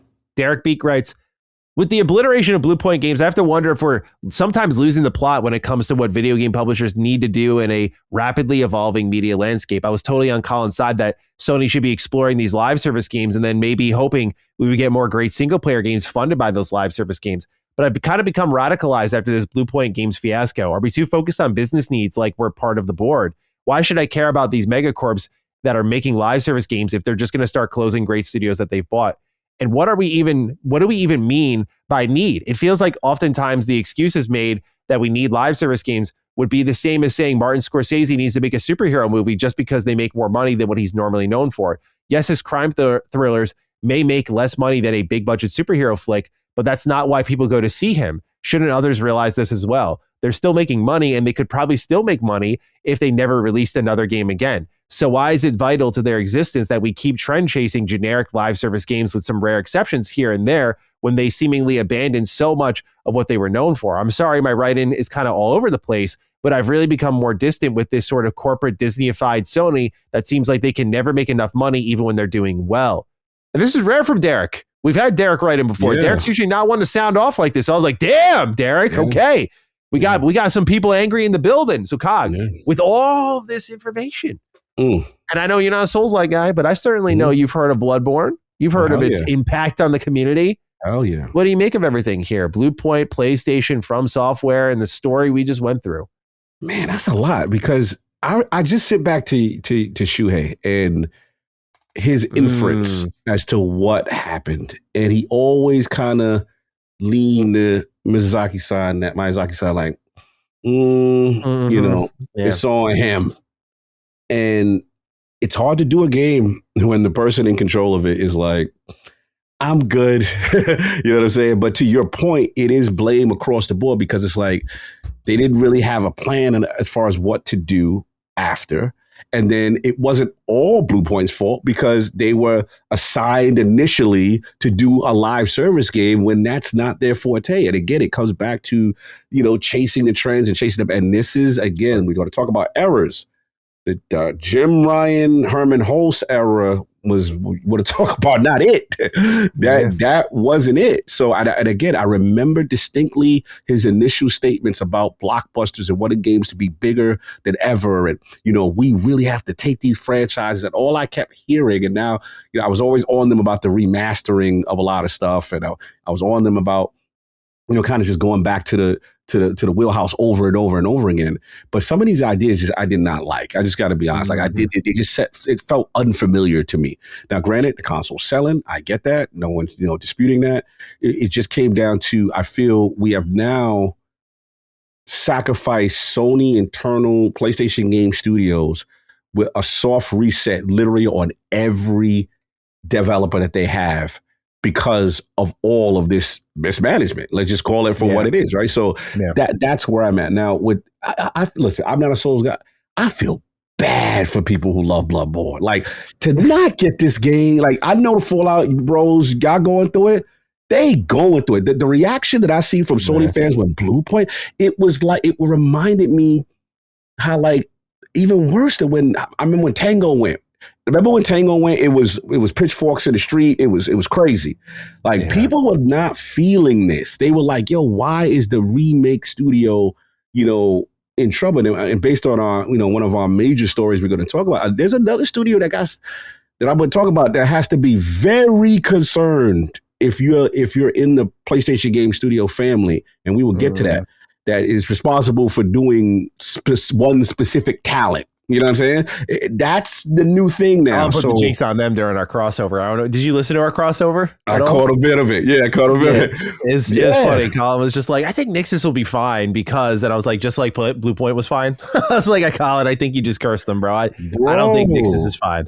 Especially with the new information. When we have new information and new data, now we're going to be able to talk about that. But that's how I look at this. And again, it's just unfortunate. I just mad, bro. Like, they couldn't find a way for them to exist. It was just so much talent there, how good they did what they did, kind of thing. So that's unfortunate. So I do see a cleaning of a house, a soft reset, waiting for longer for, Sony's first party studio game offerings to get back ramped up and ready to go. Now, again, not saying that their cupboard is bleak. We know they got Soros this year. They got Wolverine this year. Oh, their 2026 is stacked. Yeah, it's lit. Got a lot of games. Yeah, this year, it's lit. I'm not going to hold you. I'm just talking about if you look at the entire family, you go one by one. What are you doing? What are you doing? Everything is like now 5 years. We go 4 to 5. We go have to wait because you just did a soft reset, or you've been shut down, or you don't exist. So it's just like, that part. So we'll see. But this was tough to read. 100%. Well, the wait continues, and I guess for those of you who are listening who always wonder if Bloodborne will show up at a random state of play or something like that, just it gets to get taken off the board. Like, just you get this in 5 years at the least, That's it. So I don't know. I'm a huge Bloodborne fan. Like, it's right up there in my favorite Souls likes. I think it's the obvious choice, but now knowing this whole story and stuff, I kind of like, I'm like, all right, like this felt necessary like 5 years ago, but like, it's just, who gives a shit, dude? It's bad. It's more the story is bad management, but I just don't care anymore personally. I know. Could you imagine the pop it would give though? Like, I think they know that. I think now their line of thinking, based on what new information we got about their PC stuff, is the bigger pop is Bloodborne 2. That is the bigger pop, and I think it's wiser to just wait that out. Fair. I mean, I just think about how dope it could be. I call it the rollout. When you got like that, you're sitting on a gold mine. You're going to work on a sequel, right? So think about almost what Ninja Gaiden did. A lot of games do this, where it's like the new joint's coming. Here's Ninja Gaiden 2 Black. Yeah, I feel you. Oh, yeah. I agree. I'm just hoping, like, if 2 is the play, can you please do a nice rollout in the year that 2 is going to drop? Bless this damn thirsty base that's been waiting, praying for this. All they want is like 60 to, it don't even have to be a remake per se. I think if it's a good remaster and key features and gameplay stuff, I think people will still be, semi okay. But it's just like, man, they can't do that for the people. That community is already blessed in two ways they don't know. Number one, they get more they get more games in that genre than anyone else. But number two, Lies of P is the successor to Bloodborne, and it's better. And so if you really want more Bloodborne, you should play Lies of P. That's it. That's it. He had to do it. Like, Cog opened the door for me, man. I was going to leave it out, but Cog opened the door. I'm like, well, part of the reason I really love Lies of P is because it's got that Bloodborne aesthetic all over. Like, it really does. It's got that feel, that color tone, that gothic aesthetic. It's there. It's all over the place, man. We got the Bloodborne for you. Yeah, we have a Bloodborne for you. The other thing, in all seriousness, I would say, number three, really, my actual point is like, if the plan is like, okay, From Software, we're going to respect your wish. Can we please, I don't know if they got contracts or anything. Guys, can we please lock in Bloodborne 2? It's like, yeah, 5 years. It's like, all right, so we'll do that patch in 5 years. Now, does this mean they had to get rid of Blue Point and everything? I will never defend that. I think it was a stupid move because you could have, I'm sorry, you could have wasted them this whole generation like you wasted Bend, Media Molecule, etc. You could have wasted them, but they still had a litany of projects that made sense, which is why, again, I say that Blue Point's terrible at pitching because I look at the projects that they were looking to do and I'm like, spinoff? An updated version of Shadow Cloud? You have the blessing of this whole library and this was all you got. It's a good point. Like I say it with all due respect, their ambition to make original games is a fair one because I'm sure that's what every creative does. But like, that's not what your business need is. You were from the start, remasters, remakes. That was why you were purchased. And I guess kudos to PlayStation for letting them toy around with that, but terrible call. That's one that I think they got at leadership want to take back because it doomed them. Like that. Like you got to go to a place like Demon Souls Remake, which I don't think was like a highly sought after remake. It was just like, this is cool. And it didn't sell that well compared to other things that they've done. But they have so many different IP at PlayStation or partnerships they could form with third party. Like we're in a hungry remaster remake environment. And I just think pursuing spin-offs and original stuff, I understand and sympathize with falling to the regime. Yeah, I understand that. I also understand like bending the knee to the regime and be like, okay, they want live service. That's where I get conflicted. Like, were they pitching because regime was going like, yo, we just bought you. And in our headline, we say studio known for highly acclaimed remakes, but you're going to make God of War live service. Like I struggle on too many levels. Like I can't think of Blue Point being that lacking of self-awareness. And I can't think of someone like Herman Hulse or Jim Ryan being in their position being that stupid. Like there's just so many. Bro, we got the receipts of how stupid they were. Like 10 live service game. Ben, do this. That, like, bro, we've got so many receipts from these guys. You're right. I kind of argued myself in a circle. Yeah, bro, it was so bad what they were doing to people. It's like, yo, it's like going to you're the new GM and you've got Steph Curry, like every time now you're going to go to the hole and dunk the basketball. That's not what Steph Curry does. Like, what are we doing? Like, that's what Herman Hulse and Jim Ryan work in the paint instead of taking three. I want you in the post. I want Steph Curry. I want you in the post backing down people. Like, what are we doing? Then you cancel in studio. Like, no, like that is awful, man. So you're right from the standpoint of once they finally got free of the shackles, right, of the foolishness of the reassignment of their abilities, right? And it's like, okay, now you get to do what you want to do. Okay, here's a pitch. So maybe they didn't have the strongest pitches as far as, because to your point, it reeks of panic. Like they didn't have enough time. I don't know. It's tough. No, you're right. I think that's exactly what it is. Because if you look at because the biggest point to your argument is Shadow of Colossus. Like they did not need no one needs to see that. They're right? Like, come on, we can do this in like a month, please. So that reads to me desperation cost, quick turnaround for something that was not needed, right? And that they just love. So that I will give you, that sounds dumb. I can't co-sign that. But it's just like, damn, it was a plethora of IP. You could have got, this is your one moment.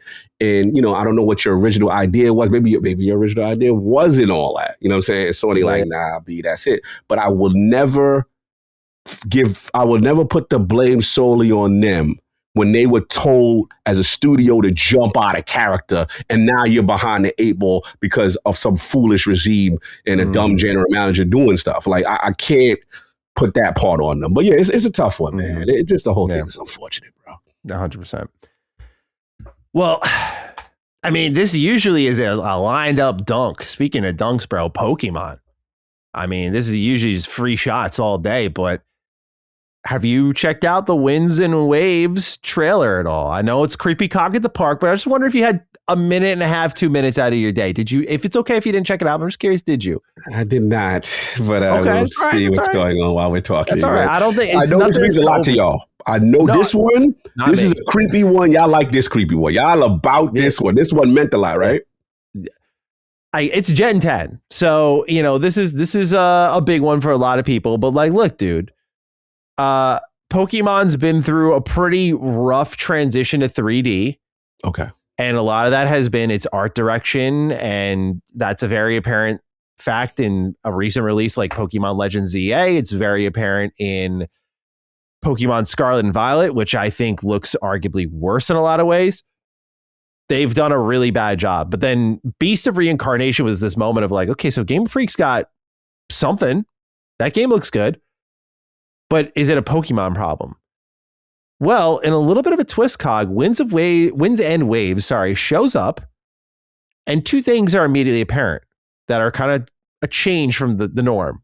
One, despite the trailer being in 1080-60, between the water, the foliage, the towns, the openness, it looks visually respectable. I won't go to the length of being great, amazing, but you look at it and you go, okay, this looks better. Now, perhaps the better revelation, I think, in all of this, because we went through this with Starfield, right, where we saw in 2022 and went, okay, this looks good for a Bethesda game, and it got that year delay, and then we saw the before and after and went, damn, what were we looking at? This looks way better now, right? And I know Starfield's an awful example for people of like fidelity and whatnot, but it's the point of, you can see what a year can do. It was originally leaked that Winds and Waves would be this year, this holiday. It's coming out in 2027, presumably a holiday title. So it's revealed now and it's getting some extra time, Cog. Okay. And I thought that this was pretty significant because not only that, but a third element. Sir, it's a Switch 2 exclusive game. We are not dragging the stinky one with us? No. So it's not like Legends EA where it's like, hey, we've got this weak hardware that we're optimizing for. And so they both kind of look bad, but one's like a sharper version of the bad game.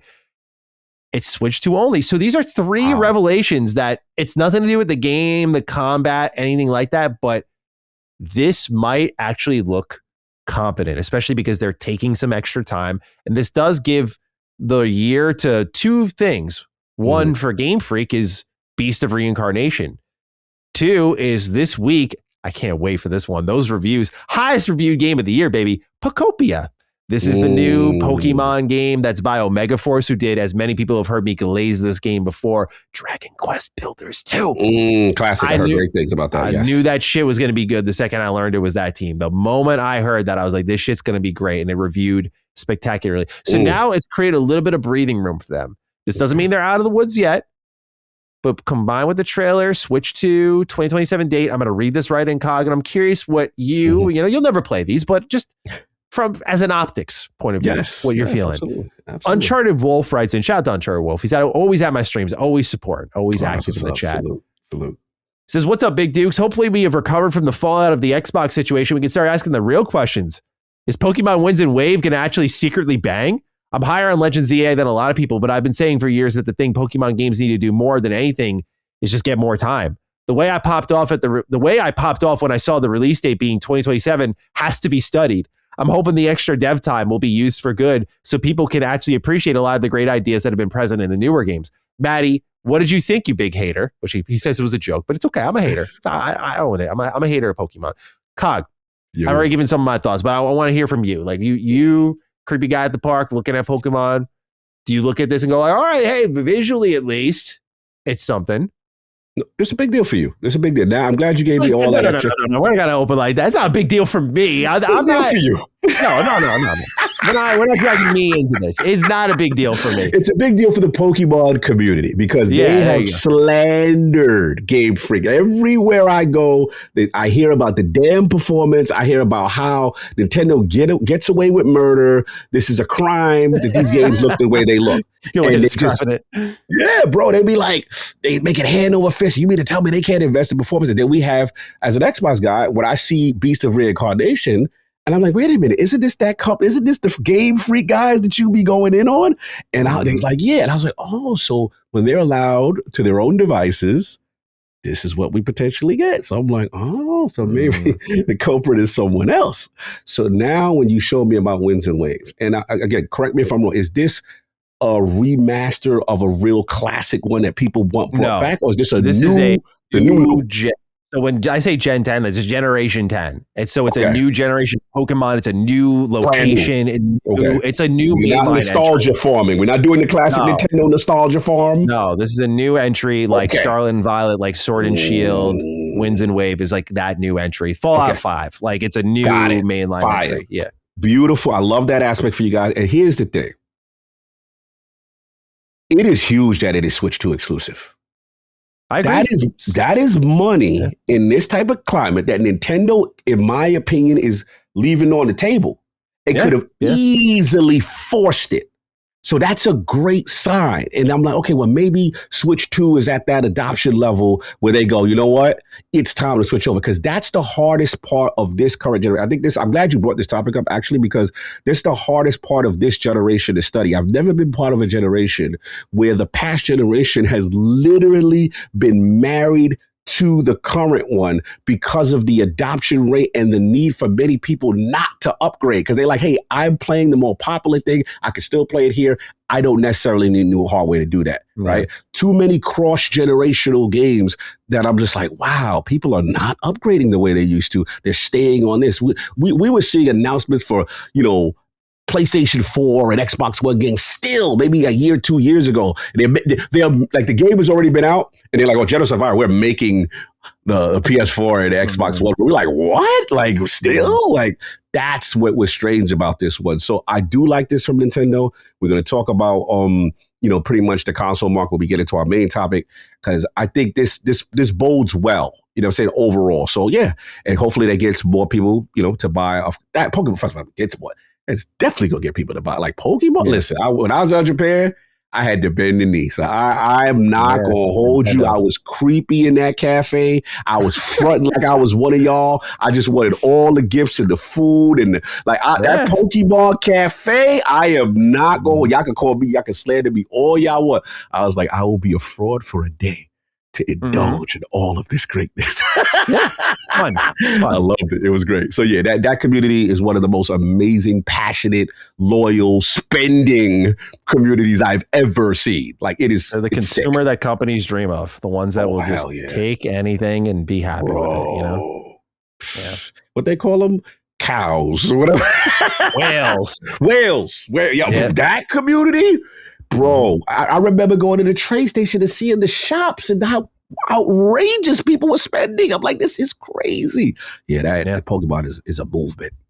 100%. I agree with the Switch 2 part being probably the most significant outside of the release date, is because it's like, okay, this is built for that next gen hardware. It reminds me a little bit of the feeling we had going into Sword and Shield, because Sword and Shield was that moment of they left the DS behind, the 3DS behind specifically, and they went to the Switch and we're like, oh, hell yeah.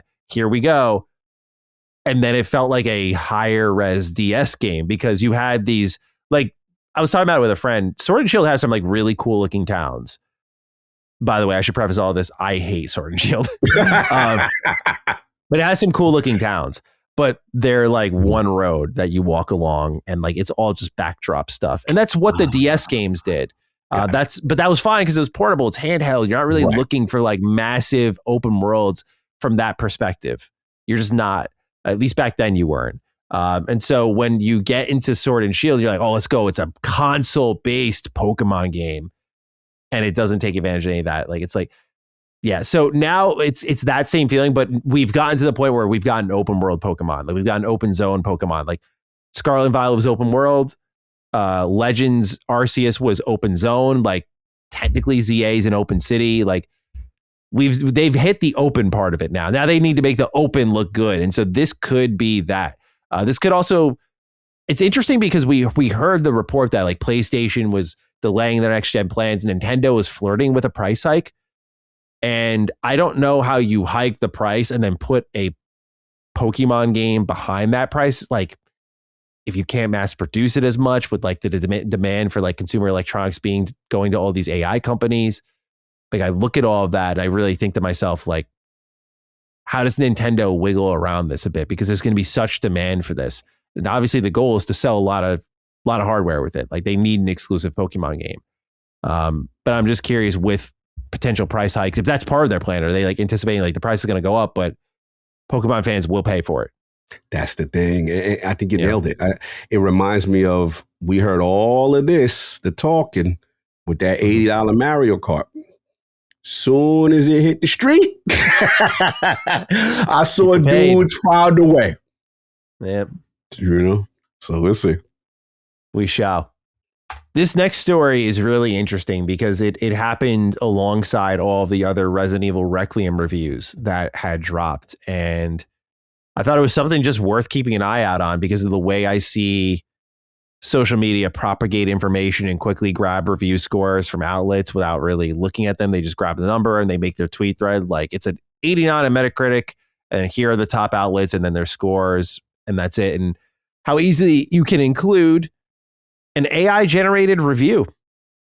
So I'm going to read this report from IGN. They write, Metacritic has been forced to remove a suspicious sounding Resident Evil Requiem review published by a previously high profile website after claims that the outlet was now pumping out AI slop. The popular review score aggregation source told Kotaku it has now delisted a 9 out of 10 review for Resident Evil Requiem from veteran UK website videogamer.com after concerns were raised about its authorship following cuts to its human staff. Video Gamer's 543 word appraisal of Requiem, still live on its own website, is published under the byline of experienced iGaming and sports betting analyst Brian Marigold. Alas, Marigold does not appear to exist. His profile image includes a URL that suggests it was created by ChatGPT in October of last year, the same month a social media profile for the author was created that's yet to be used. Marigold's persona, along with several others on the website, have been used to publish what appears to be AI-generated gambling slop on Video Gamer over the past few months. Kotaku reports that the Video Gamer's new owners, ClickOut, then began using the same personas for video game coverage this month after human writers were made redundant. Quote, the Requiem review and a handful of other Video Gamer reviews from 2026 have been removed, end quote, Metacritic co-founder Mark Doyle acknowledged. Quote, Metacritic has been a reputable review source for a quarter century and has maintained a rigorous vetting process when adding a new publication to our slate of circuits. However, in certain instances, such as a publication being sold or a writing staff having turnover, problems can arise such as plagiarism, theft, or other forms of fraud, including AI-generated reviews. Metacritic's policy is to never include an AI-generated critic review on Metacritic, and if we discover that one has been posted, we'll remove it immediately and sever ties with that publication indefinitely, pending thorough investigations. End quote. And I just thought this was crazy, bro. So they basically took all of the reviews online on launch day, aggregated into ChatGPT, generated their own review, put it on their own website, probably without even playing the game. And that's where we're at now. Like, I've talked about this before with content where I'm like, some of y'all are too lazy to even play a game. Like, the fun part. Like, I get the work afterwards. Like, I've always said, some people just like playing games. They don't like working in games. And as I said at the opening of the show, like, working in games is tough, no doubt about it. Like, there's just these peaks and valleys. It's never consistent. It's never regulated. You just always go through like, wow, this is amazing. Like, nothing's better. And then you get to that low and you're like, fuck, man. Like, what do I do now? And you're always just fighting for some air. And people, I get it, aren't built for that, aren't cut for that. That's fine. Because there's so many more problems that arise from that. But like, the fact that you can't even sit down and play the game to create your own review, like, that's where we're at. And that you're going to use your website's credibility, lay off its staff, and then generate reviews and pretend to be someone. Bro, this bothers me on such a deep level because, you know, as an independent, smaller site, the Lords of Gaming, I'll put it out there, one of my frustrations, and this is no disrespect to Metacritic, because we've been working really hard, right? To get that, that stamp, so to speak. And a lot of it just comes down to, frequency and reviews. I will put out Metacritic. I wish we had a contact so that we could understand specifically, I didn't even know who the fuck the co-founder was. They finally said the name so I can say it now. But Mr. Doyle, I would love just to have a conversation, because we want to make sure that we're in line with whatever the standards are. And if there's anything that needs to be correct, all I want is a dialogue. We get the dialogue, I'm fine. We'll make the necessary corrections or whatever, because we do recognize that they are the standard. But it does bother me when I do see, an outlet that was allowed into your circle that is using, these tools. Now, you guys have made the right decision to remove said outlet, but it's just, there's a lot of hardworking, smaller sites that are pumping out high quality reviews. And yeah, I'm going to puff my chest. And I do feel lordsofgaming.net deserves to be there. We're on OpenCritic, so we've been through some stringent level of testing and stuff like that. But we just want to get that one. But this is just despicable. I mean, like, what do you say about it? Like this is the epitome of laziness. This is the epitome of trying to hustle the system, and it is a slap in the face to outlets like ourselves that are working hard, that are really playing these games, that are really reviewing these games. I got tons of people. Shout out to everybody from the Lognet team. Y'all know who y'all are. Robert Kellett, you know what I'm saying? My man Digital, you know what I'm saying? Then let's go. Iron Rook now, you know what I'm saying? Like, I got people who are Subag, everybody Flame. All we work hard, you know what I mean? And it's just like to see people, finagle the system and get like, wow, we gonna really aggregate other people's work, throw that in a joint and say finished. That's what we doing now. Like, that's the part. And it really goes to show you how, desperate and messed up things are. So yeah, this is an attack on journalism. And I think this is something that is an eye-opening moment. I'm glad Metacritic did the right thing. But let's start rewarding the people that are really doing the hard work and get them up there, because none of this stuff should be accepted. I'm going to piggyback off of you because there's something that bothers me. And it involves Requiem reviews. Oh, talk to me. Okay, it's fine if I get rejected because I'm not entitled to things. I like to get a good reason as to why, but I also expect that the people who do get the privilege of access handle their access with a level of professionalism when it's time to put out your content. Mm-hmm. So when I see Polygon open up their review saying, last year marked the 80th anniversary of the atomic bombings on Hiroshima and Nagasaki, it doesn't sound right. Something so barbaric should feel like it should have happened centuries ago, and yet it's still recent enough that tens of thousands of survivors still live among us today.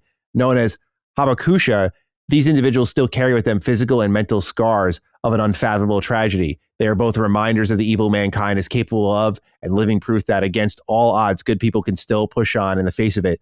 In his own world, Leon S. Kennedy is a survivor too, one of the two heroes at the center of Resident Evil Requiem, the latest chapter of Capcom's long-running survival horror saga. Kennedy has lived through hell. Dude, I'm sorry, but this is what we're giving codes to? I'm gonna like, that's the one thing I will get my back up on that. It's like, I'm not entitled, but like, if it's not gonna be me, give it to someone else, dude. Like, this is the headline. This is how we're opening it, bro. This is fucking unhinged and irresponsible and ridiculous, dude. What's the correlation? Like, why did we have to do some political commentary that had nothing to do with the merit of the game? Like, I don't understand it. Like, asking the same question, bro. So I didn't know that had anything. I what you read sounded like it came. Like, I was reading Wikipedia. Yeah, I sound like a Wikipedia thing. I was like, oh, this is cool about what happened in history. And then I heard Leon Kennedy's name. What are we doing? Yeah. I don't know, bro. And so again, it's not about me, I. Like, I'm never, even if I could push myself to that level, I don't want to get to that level. But it is like, I see this enough times, bro. This is not a one-off. I've seen enough Kotaku, Polygon, unhinged pieces to be like, look, I know how this industry has functioned for a long while, where it's like, you're in the influencer bucket and these are the press bucket, and press just by default gets this access. And I respect that, because I think of like some of the people at IGN that I really like, and how Duke McCaffrey, I think of Ty Guy Travis, I think of Logan. I think of, there's a lot of great guys and gals that work in press and work hard, and I don't demonize them as much as others do out there. But I do think that it should not, for how picky they are with content creators, and how some get into this press bucket, some are in the content creator bucket, and then I find myself throwing an influencer more times than I care to admit.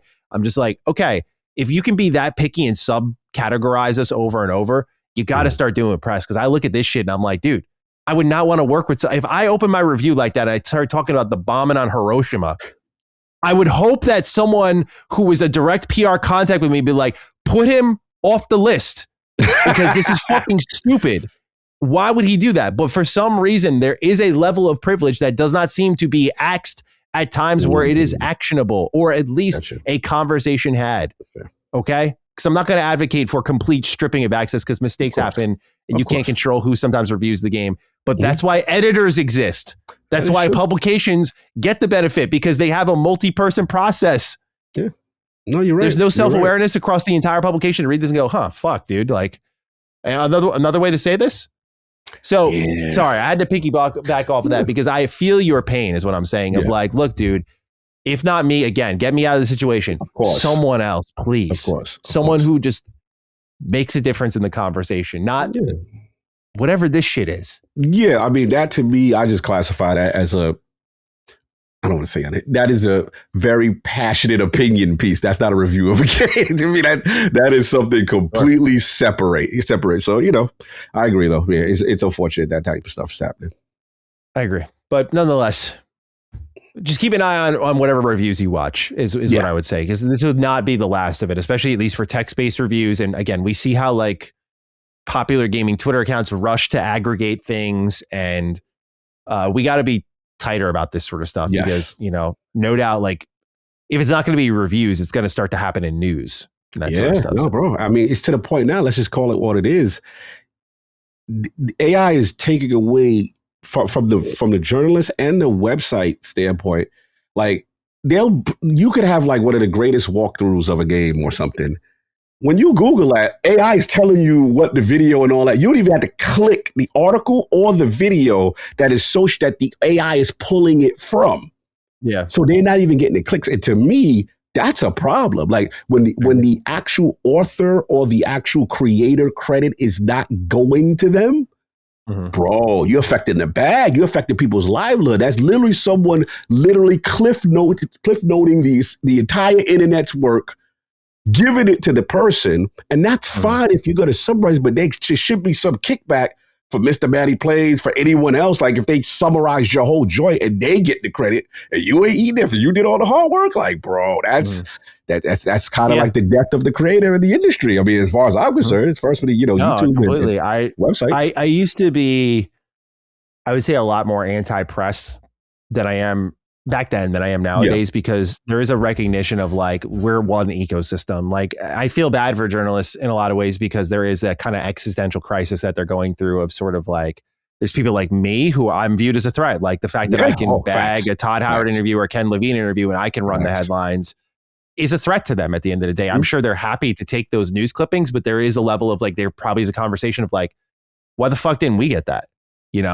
Because it threatens their livelihood. Like that is their purpose, right? So, there's that. Now AI is the attack on the written word, because now you can, as people saw a video gamer, like you can see through it, but like eventually that, like, what if that image was not so obviously ChatGPT generated? It's like, what are we talking about then? Are we going to be able to sniff it out as easily as these tools get better? So I understand that threat. And I think about channels like my own, whether it's Matty Slop or Mr. Matty, where I am reporting the news and like their work on the ground level, or just even gathering information so that I can then go through all these websites and then deliver it to my audience.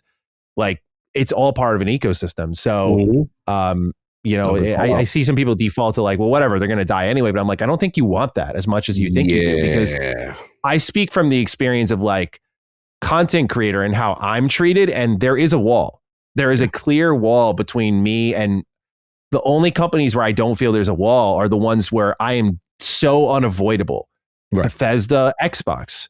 Like I'm there in your podcast. I'm some of your lead coverage. Like you cannot avoid me as hard as you try. Unless I am a toxic prick, you just can't get out of my way. And I don't say that like power with power. I'm just saying like otherwise though, if you're a Capcom, Square Enix, Konami, Sega, they don't give a fuck about me. They just know I'm Mr. Matty at best. And like that, they'll skirt around me and go to someone else. And that's okay. But I'm just saying that you want someone who's got the direct line. So it's something to be aware of, where I don't think the default of like, well, they're dead anyway. yeah, like there is a level of like, I get mad at the journalists who take a run at Colin, and I'm like, karma's a bitch, dude. Like, but at the same time, there are people out there who do good, hard work. Oh yeah. And I feel bad for them in these kind of situations where it's like, just not good. It's not good. It's got. That's why I said I don't knock. Look, it's tough. I've had this conversation with Gene, and Gene, I think, he puts it perfectly. I remember he said, look, there's an evolution in the space. There's the traditional journalists, and then it's obviously kind of like what we do, right? And it's just kind of like, but he said, we can't demonize each other. We got to work along. And he has I love his perspective on it, because he doesn't look at it as, oh, you're the threat, I got to stay away from you, or I got to gatekeep you. No, let's work together, and we're still part of a system. So there are other people who will look at, us as like, oh, you're a YouTube provocateur. You know what I'm saying? Like I've seen Jason. Sure. I'm calling you out because we've had you on the show. This is a funny conversation me and him have had. Oh, yeah, that was funny. Anything I say about a person, I've said to their face, so I'm not talking mess. But it's just one of those things. And I know the old school looked at it threat, but they're under fire, and we have to be able to coexist. That's it. And at the end of the day, I agree with what you said in reference to the way companies are visualizing, PR companies, all this stuff are visualizing stuff. And it's like, we got to have changes, bro, because, bro, it's getting bad out here. This AI situation is a threat to all of us on some level. So, yeah we got to figure this out. Protecting your identity, that sort of shit. Like, yes, I saw some stuff, though. Matthew McConaughey was talking about it, bro. Yes. He's like, you can't avoid it. He's like, go legally lock down your likeness, Yeah. And that's what a YouTuber is defined by. Yes. Yes. And I don't know if you saw that case recently in reference to what is it? The copyright joint. I'll send it to you right now. I did see you quote tweet. Okay, sorry. Yeah, that joint. Yeah, that was pretty interesting. And I was like, okay, so we're seeing some things about, AI generated artwork and stuff like that, being ineligible for copyright protection and stuff like that. So we're seeing little strides, but we have to have things in place to protect it. Because overall, where I was going with this is that it does bother me if you have the number one video on a subject, or one of our journalists has the number one, source for something, it's being summarized by AI, and that gets the clicks, that gets the credit, that gets the monetization. Like, that's terrible.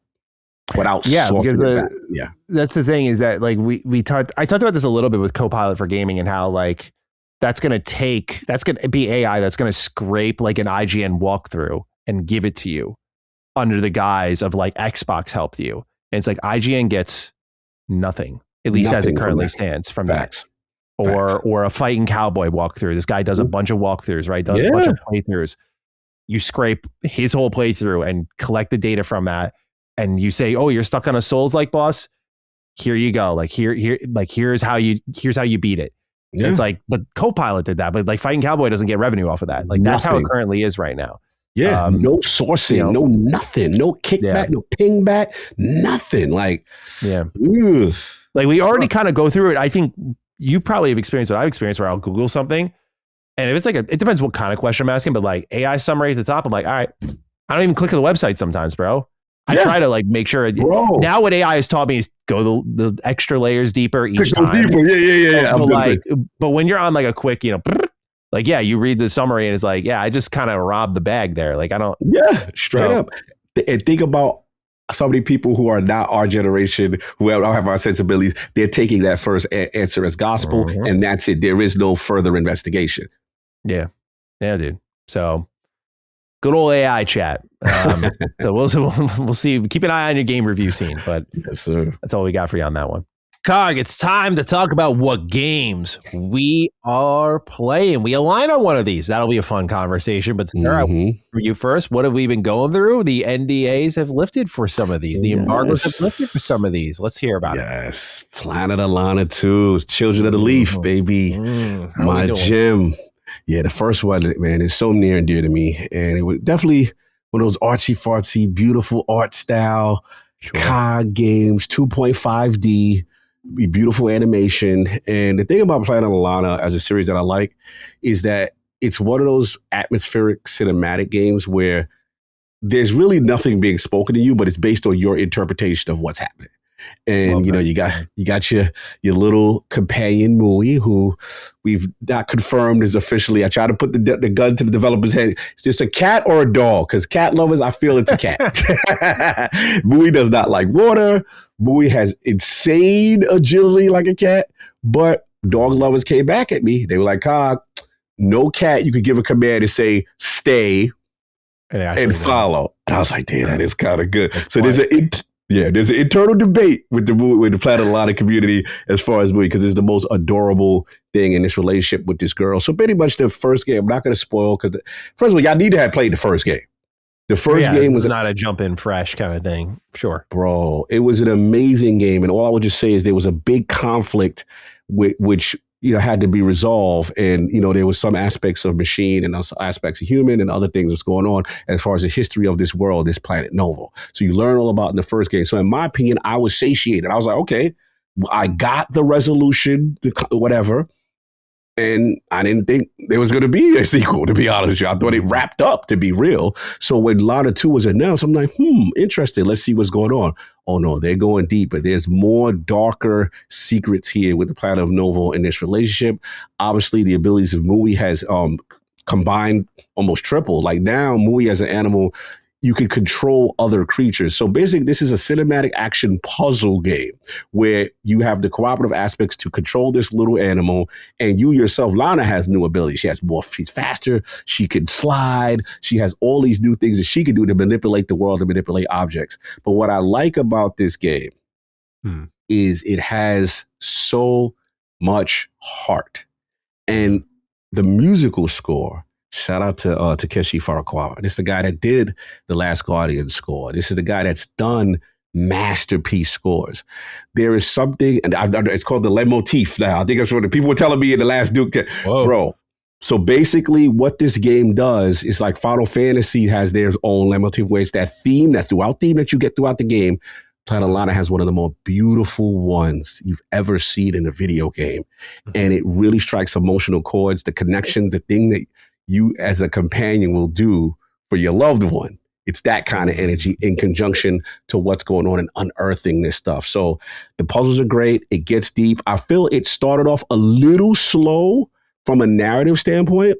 They introduce a new character. I'm like, okay, I see what's going on. But now what's happening is a new tribe in town. And this tribe they're trying to wield things for their own selfish purposes. And now you have to figure that out. But the puzzles are great. Mui's great. The atmosphere, the biomes are fantastic. Some of these puzzles, man, they were getting me. They were breaking the boy. You know what I'm saying? One thing is about the devs are very sadistic. They will let you control lesser life form and lesser creatures. And sometimes it involves sacrificing these creatures for the good of the puzzle. Yo, it's wild, bro. Yeah, it's hilarious. But and the other thing that this game does well is, I call it the Lana language. And it's basically, there is something to be said. Remember, they don't speak in English. There's no like, hey, Maddie, hey. They're all talking in a dialect that literally the devs created, but it's amazing. And you still could convey what they're doing. Even when Lana talks to Boyd, it's like, hola, that means come, Beneki, like there's these little things. It feels like a real language. Again, highly recommend it. Great game. I would say, I wish my only nitpick, the ending, when you get close to the end, it's like, I feel like it's a little abrupt. They're rushing a little, but I feel like they're setting up clearly for more. And I will again, shameless plug.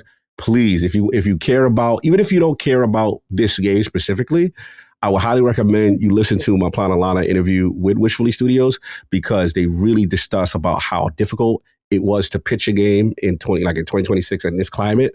Also, just in terms of having ideas, scrap all the things that involve making a video game as an indie. Like, they gave gems, bro. And to me, this is on the YouTube channel, on the Iron Lords Podcast YouTube channel. Go check it out. Go check out our review. Flame reviewed it on lordsofgaming.net. That's the official review. But I had a developer interview that I just dropped today. I pinned it on my Twitter account. I would highly suggest people support it, only because of the fact you learn so much about the industry and what really the steps it takes to get this game. They were a very small team. They're about 8 to 10 people total. Swedish team, wishfully, man. And then I want to shout out Xbox. I didn't know their involvement with it, trying to help them, get out the door and stuff like that. They were able to get the Game Pass back the second time, but he did say, being on multiple platforms helped. They were able to get the first one, a mobile release. They really did. They got plans for the universe, man. But yeah, Plot 2, fantastic game. Love what I'm here. And then I will love the spoiler cast because the interpretation of what happened is very interesting to me. And I love games like that where you can really break it down. So that was the one. And then the second one that we did not, because we have different games, except one. Got to talk about Towerborn, bro. Oh, fill me in. Bro, this was the right call. This was going offline, getting rid of all the live service aspect. Offline, cooperative. You still have progression as far as loot and all that stuff, but create your character. And they stripped out, it's completely narrative now. There's a linear story. There's no more, hey, just go to the Belfry, aka the tower, and meet up with other players and randomly do all the live service stuff is stripped. And I tested it. Is the Belfry still a thing at all? Or Yes, the Belfry is there, but it's strictly for the purpose of driving the story.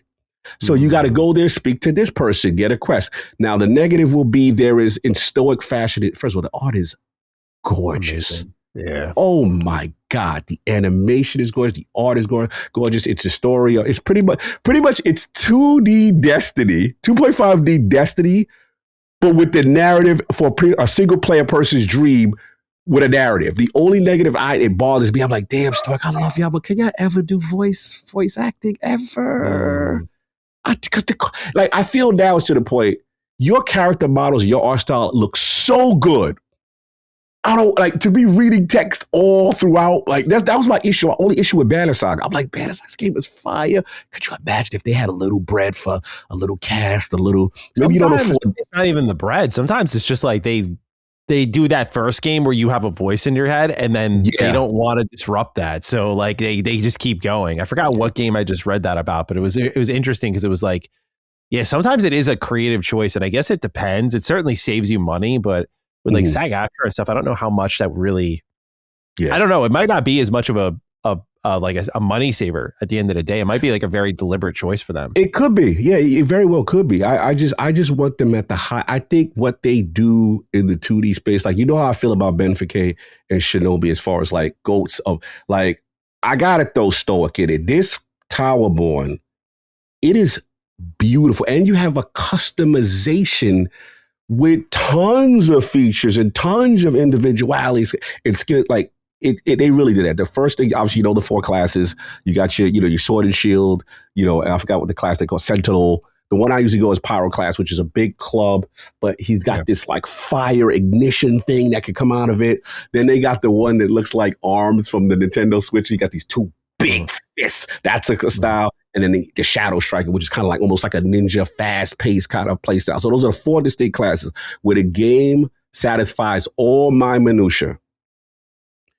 Armor drops, gear drops, weapons, build crafting. Yo, I could get this new. First of all, they got armor sets like Division and where you get 3, you get the boots, you get the chest, you get this. Now you get +10 on recovery with allies, and you're doing all these little. So now you can lean into play styles. You have that with weapons. They also have transmog. You don't like the way that the gear looked when you beat the level and stuff like that. You change it into the thing. Now, yes, do they have their monetization where you can buy cool suits? Yes, but all that's optional, and you can earn currency in game to get said stuff. So linear story, you can play now co-op, offline, and online, right? The game does not require online server. I tested. I was like, yo, let me turn my ROG Ally off now that this is.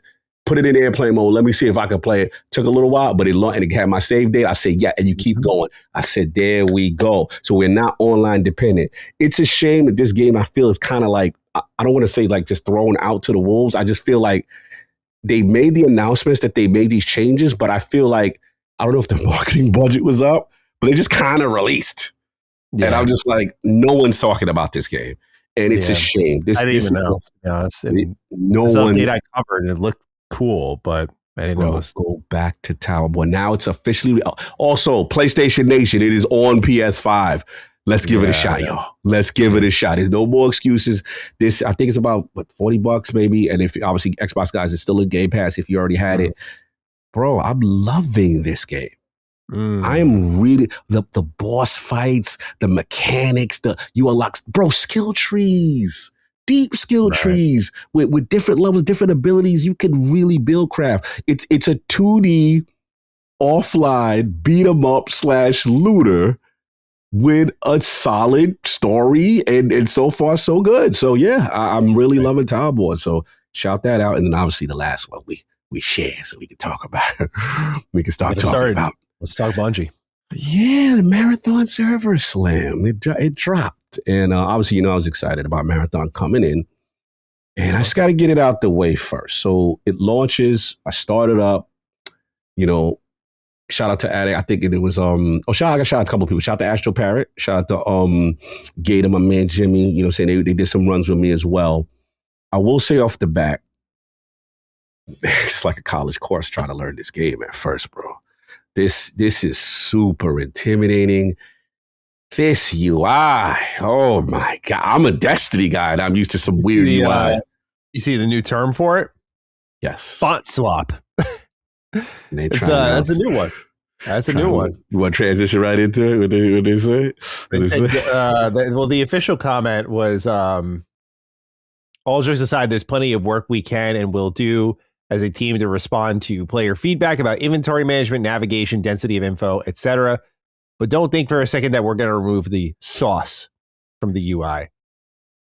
And this is because there's a bunch of different caps and fonts and boldness and sizing of fonts, and it's not very readable. So, Kai, please take it away. That's my issue. Here's the thing. I knew coming into this game, first of all, I don't play the extraction shooter genre, but I knew coming into this game, as much as Arc Raiders is great, I just didn't connect again with the aesthetic per se and the long-term hook to keep playing it. Even though I know it's a fun game, it's dope. You give me now first person, more of a competitive type shooter, in conjunction with the fact that the gunplay I know is going to be pristine and it has this very cool art style. So I'm like, okay, cool. Now I get into the game. I go immediately to recon because I'm terrible. I am not no good KD person. So my job is to snitch. That is my role. If I see someone, he over there. And then my special ability, both bumpers, is my character opens up its hood and then I can detect what's in the vicinity for a short amount of time. That's my little strategy right before the exfil. So when I get to the exfil, I'm like, all right, guys, y'all ready? We about to get up out of here. We get up. Boom. Let's start stitching. And then I'll get up in my defense. People love me on their team because I am the best snitch. I am telling. He's there. That one's there. All right, cool. The map, I just like, when you start looting, man, I'm like, I don't understand. I'm getting all these things. What is of importance? What is the stuff that's valuable? I don't know. So I'm like, okay, is this credit card something? And then in the beginning, just read it because you're playing an online game where you can get shot in a moment's notice. Get your head pitched off, and I'm sitting there comparing this card versus that card or this. Like, I don't know what's going on. The only thing I know is coming from a Destiny universe. If I do get a weapon, and one thing is green and other is blue, okay, that's better than that. Okay, cool. But you still, and then my major beef with it is in the mix. You see another team. Well, first of all, UASC, WAI is tough. Like, you think you're going in there trying to body them by yourself? Oh, you're going to get a rude awakening sometimes. Sometimes it's better to avoid situations than to go confront them head on. I had a funny situation with, shout out to Astro Parrot and Gator. One of them went into a building and they're like, yo, it's mad. The USA robots in here. Help. All right, I run up the steps. I didn't know as soon as I get into this building, Maddie, there's tripwires. I hit a tripwire. The doors lock. Bosses come out, waves, and they're just wrecking us in the building. I'm screaming. I'm like trying to get him out the joint. And that's your parent trying to hack himself in a way to help to get us. It was a funny moment, but I'm like, yo, this is crazy. But again, it just goes to show you, which my mother complaint is, when the beef is on, to me, I need a simple button to say heal. I don't want to be pressing down on the then I gotta pick the shield. Like, no, I need this intuitive. I need to be able to get to my shields, get to my health. Now they do have something called smart heal when you press down on the controller and then it gotta pick, but it's just not intuitive. And I was just like this is driving me crazy. So in the beginning, Maddie, I'm like, man, I don't know. I like you, but I don't know. So that was probably like my first hour. And here's the other thing. Because the onboarding is so confusing, it's so, even like when you get like a quest, like a reward, okay, where do I cash it out? Where do I get that? You know, kind of thing. Menus. Yeah. Then when you look in the backpack, things look exactly the same. I had to learn to inspect the weapon to then see what attachments go to what. Now, I will say this. After about an hour to 2 hours of play, it started to click. And then I'm like, okay, first of all, I do still love the sci-fi aesthetic. I think the aesthetic is beautiful. When you start doing the skill tree, you start doing the factions, I started to understand the minutia of the game. And then what ends up happening is the exhilaration run of being able to successfully fill. I think it's really cool that in the beginning, almost the exfil extraction points are randomized. You have there's none on the map at first. Mm-hmm. Then as you get, let's say 10 minutes into it, whatever it is, 2 appear. So you got a strategic choice. At that point, this is where the fun starts. You're like, do I got enough stuff? Do I get up out of here? Or, hey, you may be killing people, doing stuff. You see a supply drop. You're like, yo, we can keep going, son. We can get. So this is where the greed kick in, right? And you're like, then the other thing is what I call sudden death. If let's just say it's just you and a few more teams, and you're down to that last 2 minutes, then it's only one extraction point left that everybody know, and you racing up. That there's a tension to it. I must admit, that's when the fun started to hit. Also, me being chief snitch, one of my things I do is if we down a runner, I'm like, nobody touch him. Let me get to him. And then my character, Recon, when he does the kill, I'll snitch out where the 2 teammates are. I'm like, yeah, he over there. Like, I am the best snitch going. Like, that's my whole vibe. My man, he's triage. Then we got a couple assassins. The game is dope. It's just a college course in extraction. It is definitely, the TTK is high. Here's the issue. They're going to scare off a lot of casuals. They just are. And if they don't make any changes to UI and some of these little pain points, it's not going to have the mass media. But I will say, Betty, I couldn't stop playing it. I couldn't stop thinking about it. It had an addictive quality to it. And once it clicked, I'm like, I think this is the one for me. Now, the seasonal stuff came out. All free, unheard of from Bungie. I was like, wow, we doing this for free? Cool. And here's the thing. They're asking for $40 through the door, right? So I mean, true. So we asking for 40, but they could have been like, I'm used to Bungie that's like $10 season pass. Here we go. Mm-hmm. What's up? Mm-hmm. So I thought that was, cool. So look, it's mixed. I do like a lot of things, but there are some things that need work. And it's going to be interesting to see how they launch. But so far, I see it's very mixed in the community. There are people who love it. There are people who are like, nah, B, this ain't it. I'm good. I'm staying over here on Arc Raiders or whatever. And that's fair too. But for me so far, I do like it a lot. But I'm very curious for you because I don't think it's gonna go well for you. But I'm very curious how you internalize this server slam. So I was curious to set it up because as Cog has talked week in, week out about Destiny, and I tried to get into Destiny and the onboarding was terrible. I was like, all right, well, like I want to play a Bungie game. Like I want to be that guy. I just want to be that guy. I want to know what it feels like. I want to have that Bungie addiction. I had it as a kid, with Halo, but like I never got hooked to Destiny. And then when I wanted to try Destiny, it was impossible to catch up on all the content I missed, literally, because of the vault. So Marathon was particularly interesting because I was kind of like in this mindset of, even if you're not a genre I really like, which I'll explain, I want to like Bungie stuff. And so I am here to play and to figure out if you are something I can love. The reason I don't love the extraction shooter genre is because I think a lot of your fun is based around factors that are a little too out of your control. And when people figure out ways to play, it becomes a little too rinse and repeat.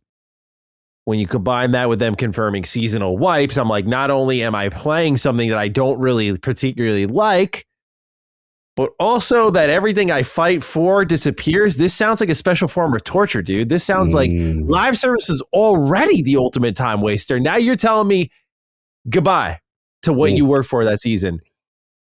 So this, by the way, was after I had already played and kind of confirmed my feelings. I saw that and went, I'm good. Yeah, that was when I was like, "Yo, have fun." I'll start off with this. Okay. Good, not for me. That was my conclusion. I don't think this is like hate worthy. I don't think it's garbage. I compared my feelings a little bit to Highguard, where I was like, I'm seeing a lot of extreme takes on this thing, and I really don't think the game warrants it. I really don't feel like Marathon warrants one way or the other. Like, yo, it's absolutely peak, or yo, it's total dog shit. I just don't see either. I'm like, this is a game that's got a lot of good ideas, but what I appreciate is that it is a lot of people wanted a quicker onboarding sequence, and for how I think the game's pretty self-aware of how much it throws at you. And I actually quite liked that it's not like about Tim the Tap Man and if he's going to be able to get to his highlight reel in fucking like an hour of gameplay.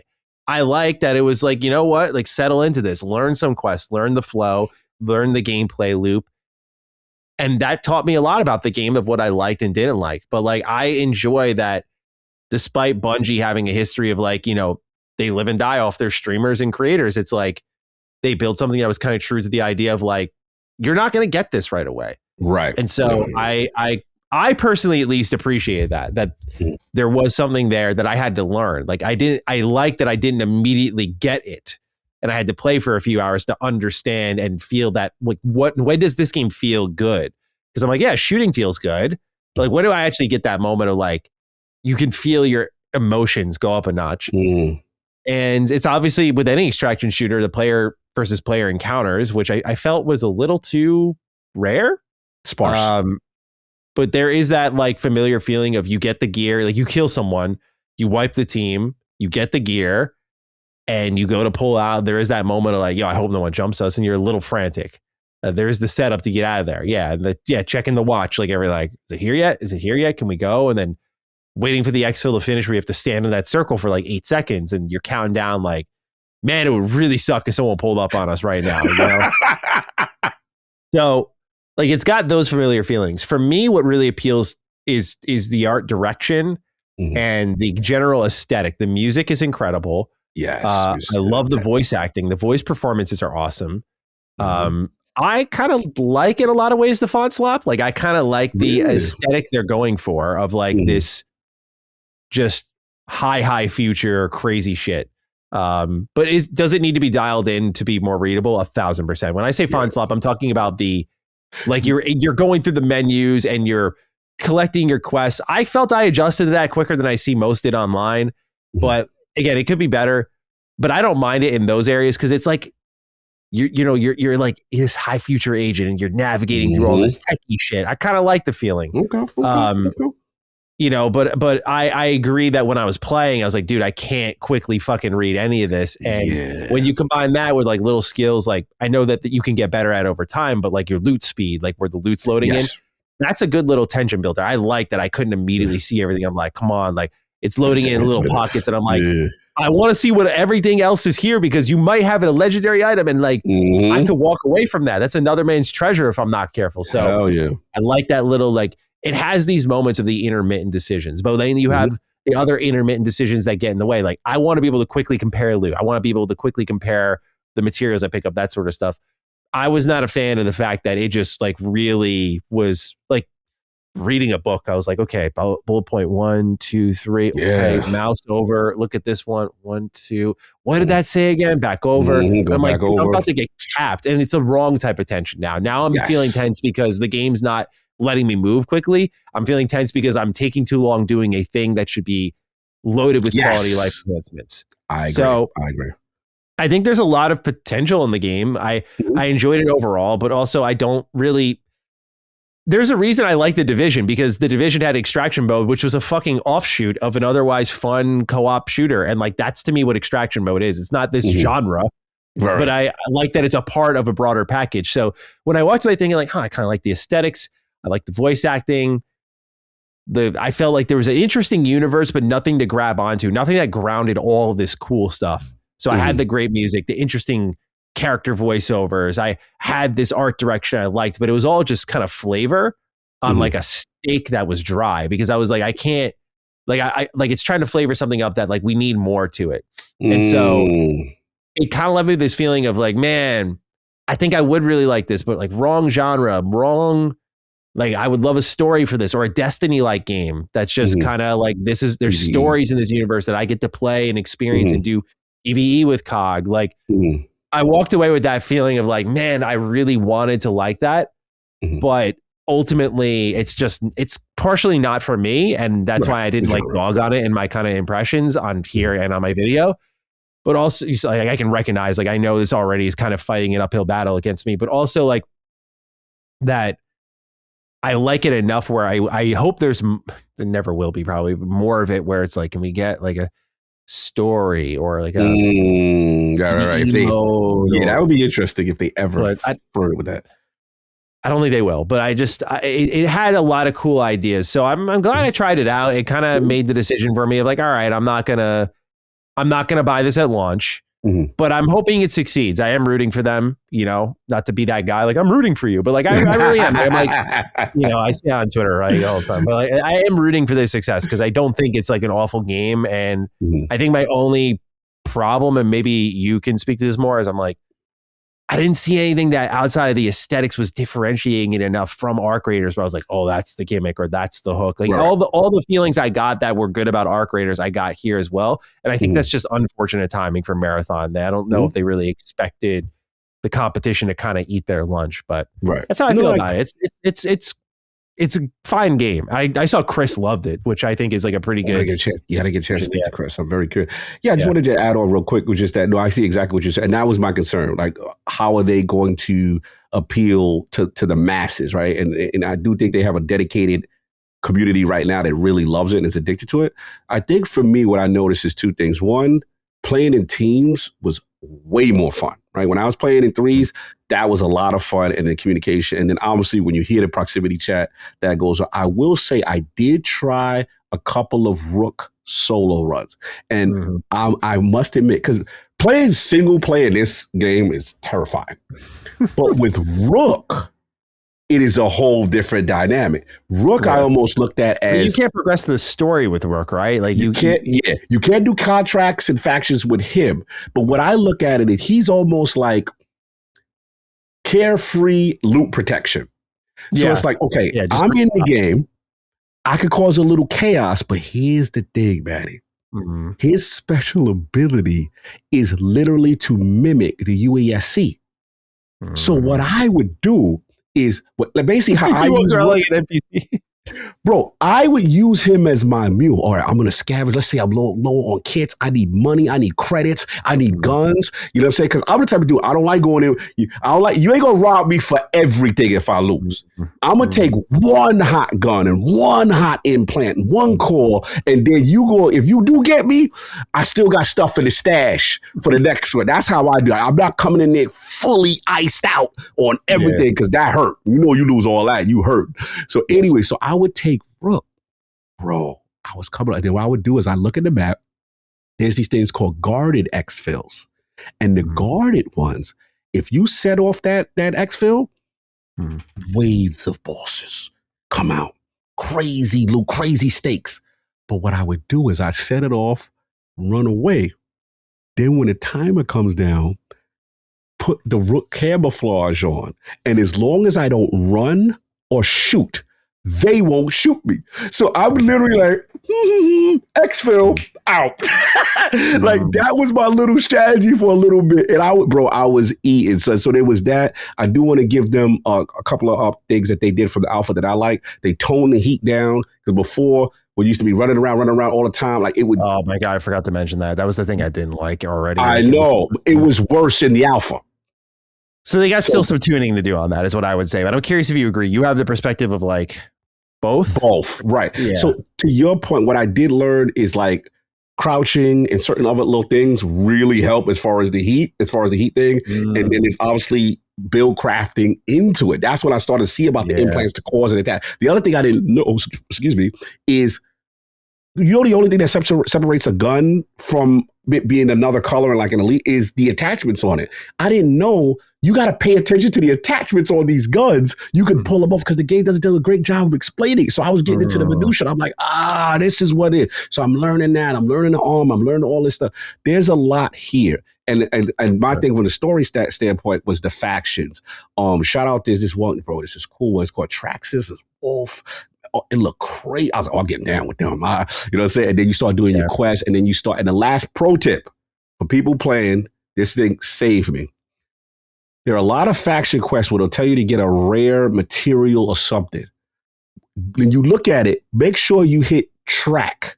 When you hit track in the menus, when you go to the game, anytime you're looting anywhere in the game, if that item is one of the items you need, you'll see a little yellow eyeball on it while you're looting. You're like, oh, that's something I need. That's in this building.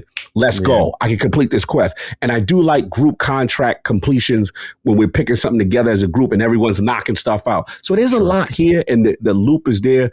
But man, there's still work to be done. We'll see. There's apparently way more stuff that they said that they withhold it. I do like that they addressed the feedback. I do like that after day one, they did say, we heard, like, they literally day one increased the runner population from spawn in, so people are not feeling like they're kind of thing. So we'll see. But that's pretty much my assessment of this. Oh, real quick, what was the class you picked? I was curious which one. So I used the I know I used the Vandal. I also used the Assassin one. I forgot what they were called, but the Assassin one was cool because I like the trait that, like, if there's any smoke screen, you immediately go into your active camo.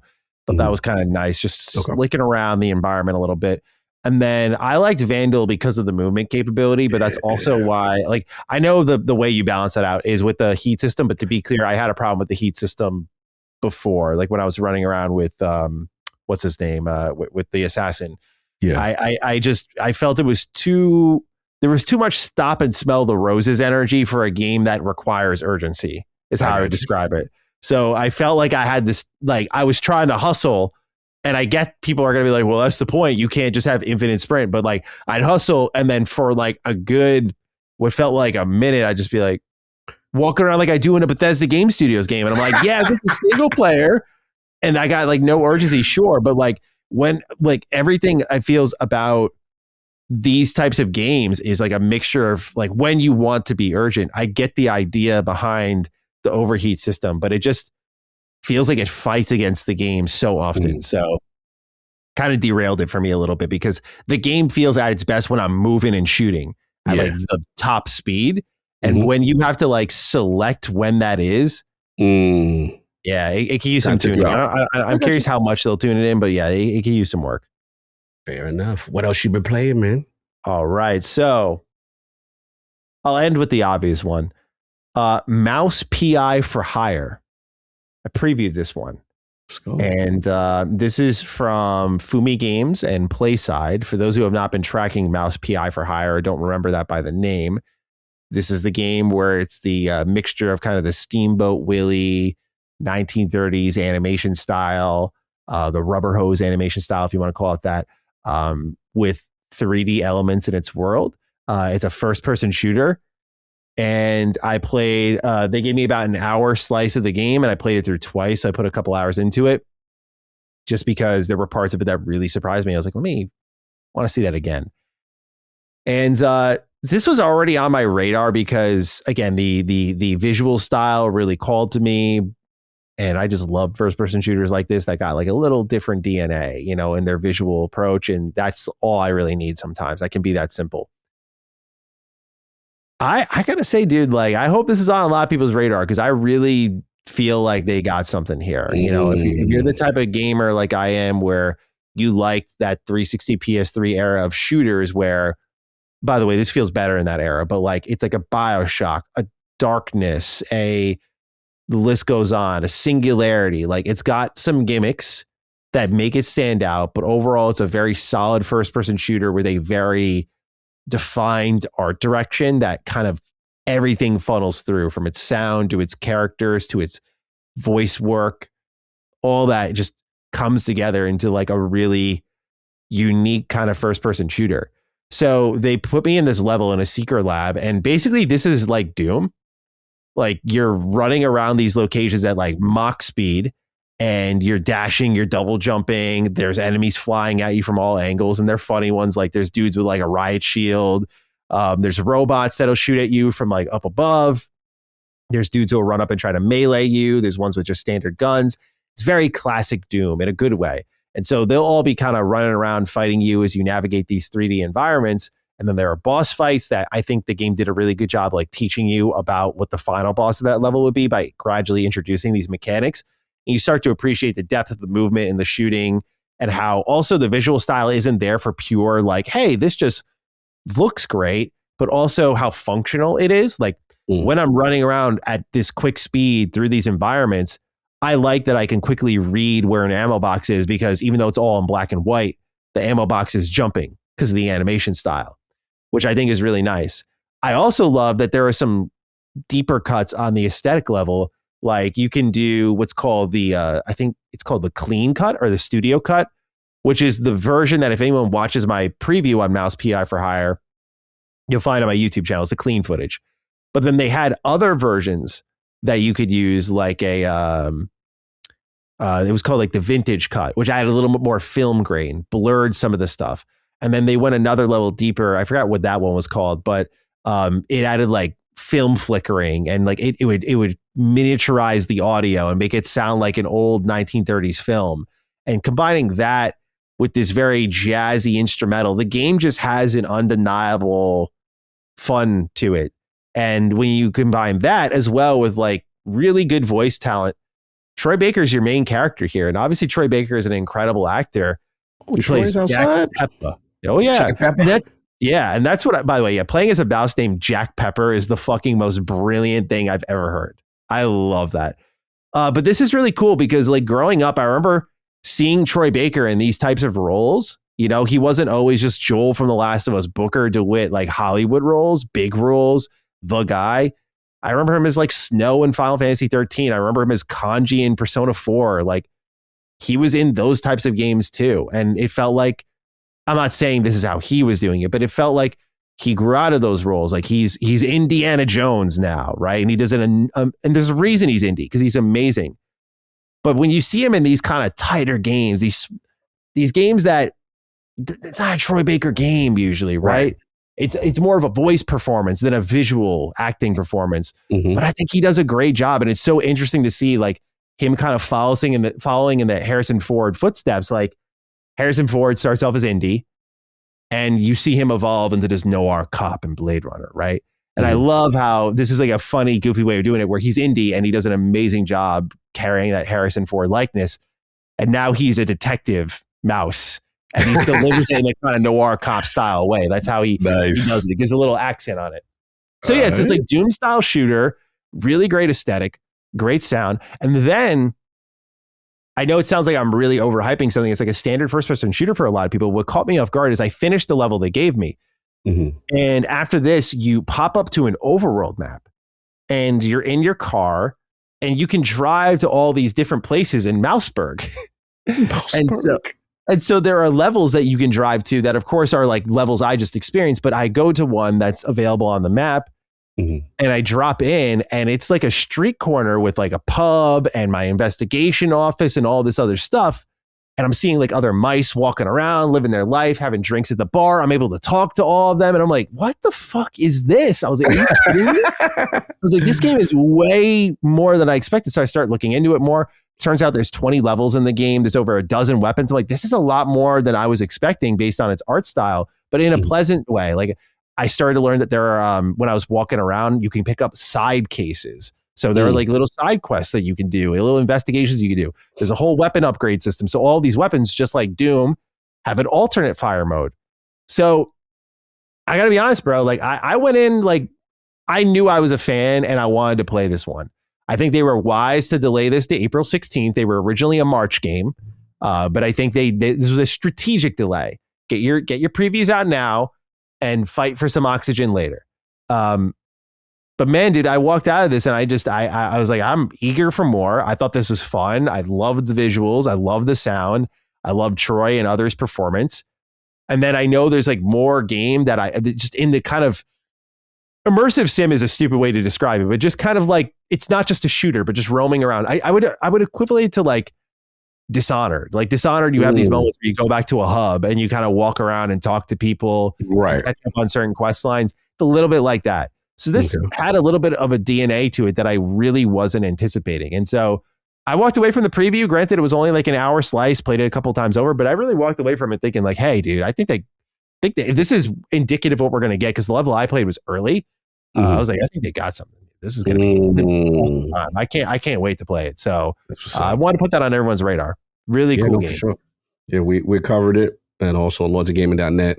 Hearing very good things, you know what I'm saying? So yeah, I'm glad you mentioned it, because we had our style's beautiful. It's like almost that Cuphead energy, and it's a cool, you know what I'm saying? Like that art style, but first person, right? Super dope. So yeah, we had our eye on that one too.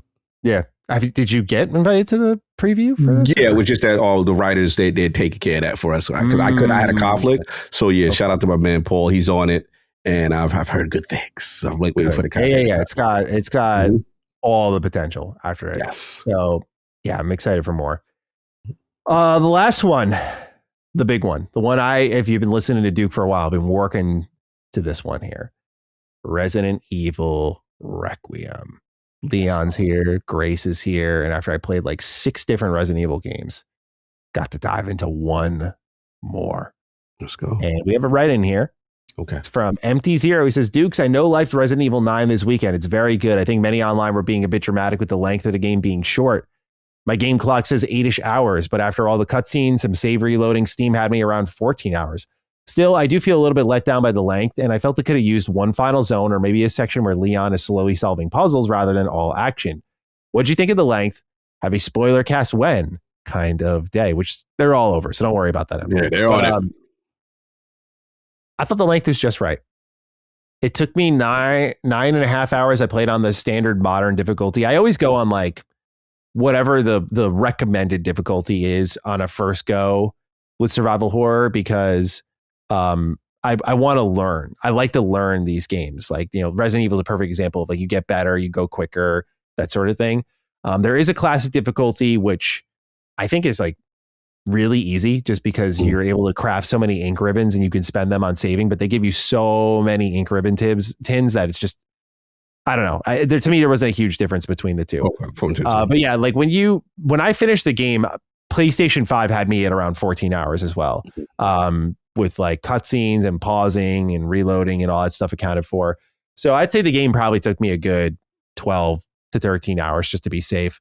But dude, I mean, it was worth every second of that replay. I'll just start off with that. Worth every second of it. Not just for the lore payoffs, which felt really good and how memorable they were, but also just like the fact that what I can say about this game that I don't think many others can say as a reviewer is like, dude, I played all of this Resident Evil, right? Oh, yeah, you got great perspective coming in. You think, well, it's more like you think I'd be tired of it.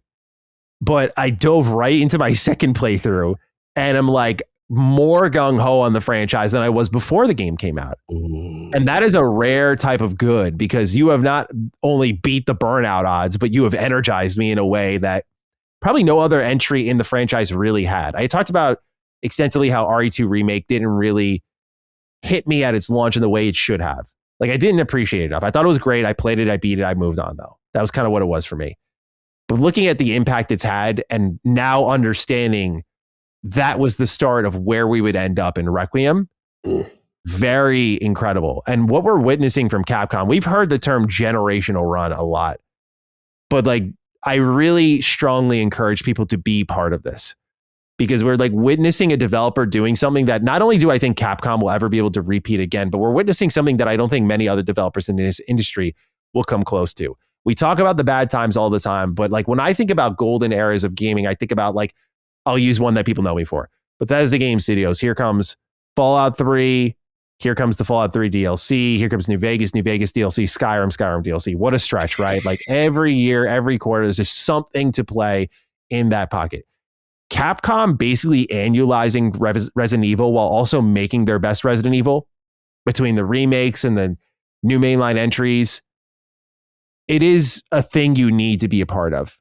Not just because it's hype and it's fun, but it is something that you owe to yourself in a time where like a lot of these companies are underservicing their franchises or not doing enough or whatever it may be. That you've got one here that is at the peak of its popularity, at the peak of its quality, and just continues to put out hits. Not just great games or even good games, but like legit fucking bangers. Bro. And so Requiem is like a bow on an arc that they began after Resident Evil 7, really, but it was RE2 Remake. And I don't think when they started remaking those things that we all knew where they were headed with it. Like, oh, this would eventually loop back into a Leon story. We were not there because we were coming off of RE7 where we're like, okay, are you guys frauds? Did you just get a nice one-off after RE6, which was a huge detachment from the franchise? And then, you know, we see RE2 Remake. We're like, okay, let's see what else. RE3 Remake sets us a little bit off balance, but then we start to see the track record grow and build. And honestly, RE3 Remake kind of earns its place in all of this, in my opinion, after Requiem, because while they could have done a better job remaking 3, its story impact is felt in more ways than one I felt. So just, I just wanted to open with that. Like just what Capcom is doing, you need to be part of. You owe it to yourself as a gamer, because it's not even like I'm telling you like I tell Trails, right? I say, Trails, you should be part of it. Here's fucking 12 80-hour games for you to play. I'm dropping instead 12 8-hour games in your lap that you could play in a month span if you really wanted to. These games are worth your time, and it is, you cannot jump into Requiem. You just can't just be like, I'm gonna hop in. You can't. You cannot. You will be disservicing the game and everything that they have been building to. And if you're listening to this, you're like, damn, I should have got in. I hope you have FOMO, because when RE10 comes around, you'll get the feeling I got, and it's worth it, dude. I'm telling you, it's worth it. This is a company you can trust with quality delivery, where putting your faith into them to be like, I'm going to go in on this franchise. You guys know me. I don't do what I did this last month and a half often, right? I always like to play like one game before the game comes out. Right. 6 in a row. I was like, I'm putting my faith in them because they don't miss and they make it worth it. So I just wanted to emphasize that point before even talking about the game. Join the movement. Join the movement. It's you got to be there. I got a taste. I was been busy, but I was like, I could not miss. The only reason why I didn't add it to my list, I was like, I don't qualify right now after my 3-4 hours to talk about, you know what I'm saying? What is, but I had to experience some of it because I was just like, this is insane. And I'm with you. I'll let you go off, because what I saw, I was like, first, this engine, boy.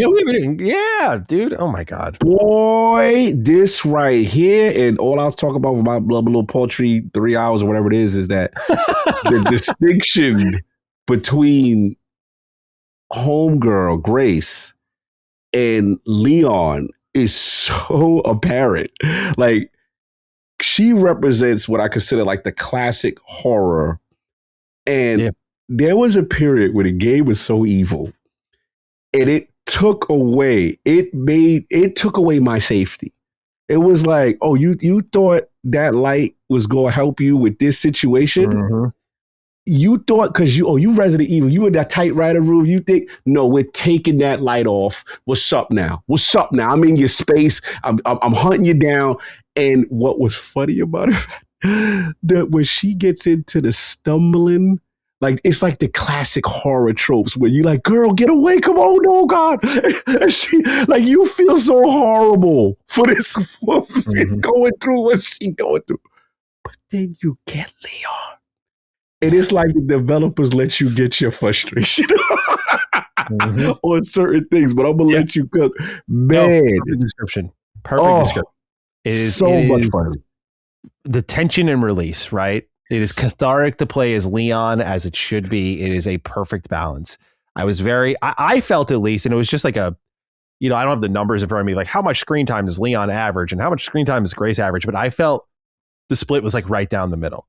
Like just down to the bitter end, like just that back and forth. Like it just felt right.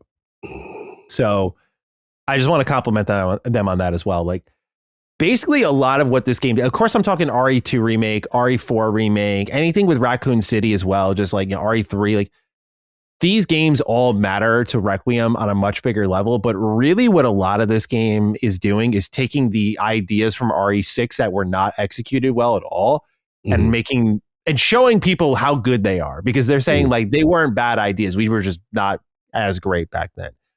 RE6 kind of prided itself on this idea of like, hey, we're going to give you multiple campaigns, just like, you know, in RE2 remake, like play as Claire, play as Leon. The idea was each campaign would play a little differently. Like Leon was classic Resident Evil for that time. Chris Redfield was like a Call of Duty campaign. Jake was more of the pursuer style Resident Evil. You're running away from something like a nemesis. And then Ada Wong was whatever. I don't know, dude. That's the one part of the game I just cannot learn to love. And I like Ada, but like I'm sorry, like her campaign and the way they kind of put the bow on that story, which is already not great, just bad. I made a whole retrospective of it on Retro Rebound if anyone wants to check out those extended thoughts, but I digress.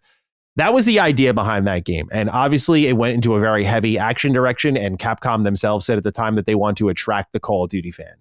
And I was playing a lot of COD at that time, so mission accomplished. But ultimately what this game does is it like when you're playing as Leon, it's like all killer, bro. Like there's no you know, we're gonna slow you down, you're gonna solve a little puzzle. It's like it is RE6. Like you are fucking moving around, blasting everyone in sight. It is an action video game. It's RE4 remake, really, but like you get the idea, because the balance that they tried to strike in RE6 did not do well, but in Requiem they did a great job, because now when you go back to Grace and you're kind of like walking around slowly, right? Like that's the tension. That's the stealth. You're not as dangerous. And what I also love, which I thought they get into a little bit of a predictable loop on, is that ultimately, like what you'll have happen with like Grace initially is that you'll go through a location and Leon will kind of clean house afterwards. And it feels like the game's going to settle into a pattern. Yeah. But it doesn't. And I love that there are distinct areas for Grace and for Leon as the game expands, because that's AAA, right? If you're trying to build very efficiently and reuse assets and whatnot, then yeah, you want to avoid your one-offs as much as you can for just like one character. But I love that they exercise their right as a AAA game. And they're like, no, dude, like Leon gets this whole fucking 3-4 hour chunk of the game that's just dedicated to exploring an absolutely dope location. And then we're going to have Grace go over here, and it's going to all work well with the story, where when you transition over to her, she's going to explore this area that makes sense for the story. It doesn't feel like they're bending their art assets into like why things are happening in the story. And that was a good call, because one of my biggest compliments for Requiem personally is the story. I like really love what they did here. A lot of thread pulls, like, you know, whoa, remember that from back then? Here it comes. Awesome feeling. Just a lot of moments with Leon that like really elevate the emotion is what I would say, because go ahead. Quick question. I'm sorry to interrupt, because I'm early and there's just one little thing that's bothering me. And I got to ask, who we dealing with as far as the, what's it? I always get confused. The protagonist. Yeah. Right. Okay. A situation happened, and I felt the way early. They did with the guard. They did with my man's. So all I need to ask, without spoiling, do you feel? I know you know what situation I'm talking about. Very early. And it was a situation that was like, yeah, what's up now? What's up? And I'm like, oh, let's go. And then it went a different way. And I said, oh. So I felt the way about that. How did you internalize that? Remember, I'm speaking from a perspective. I'm trying to think of what moment you're talking about. I know, I'm speaking in code, so I'm just going to say it like this.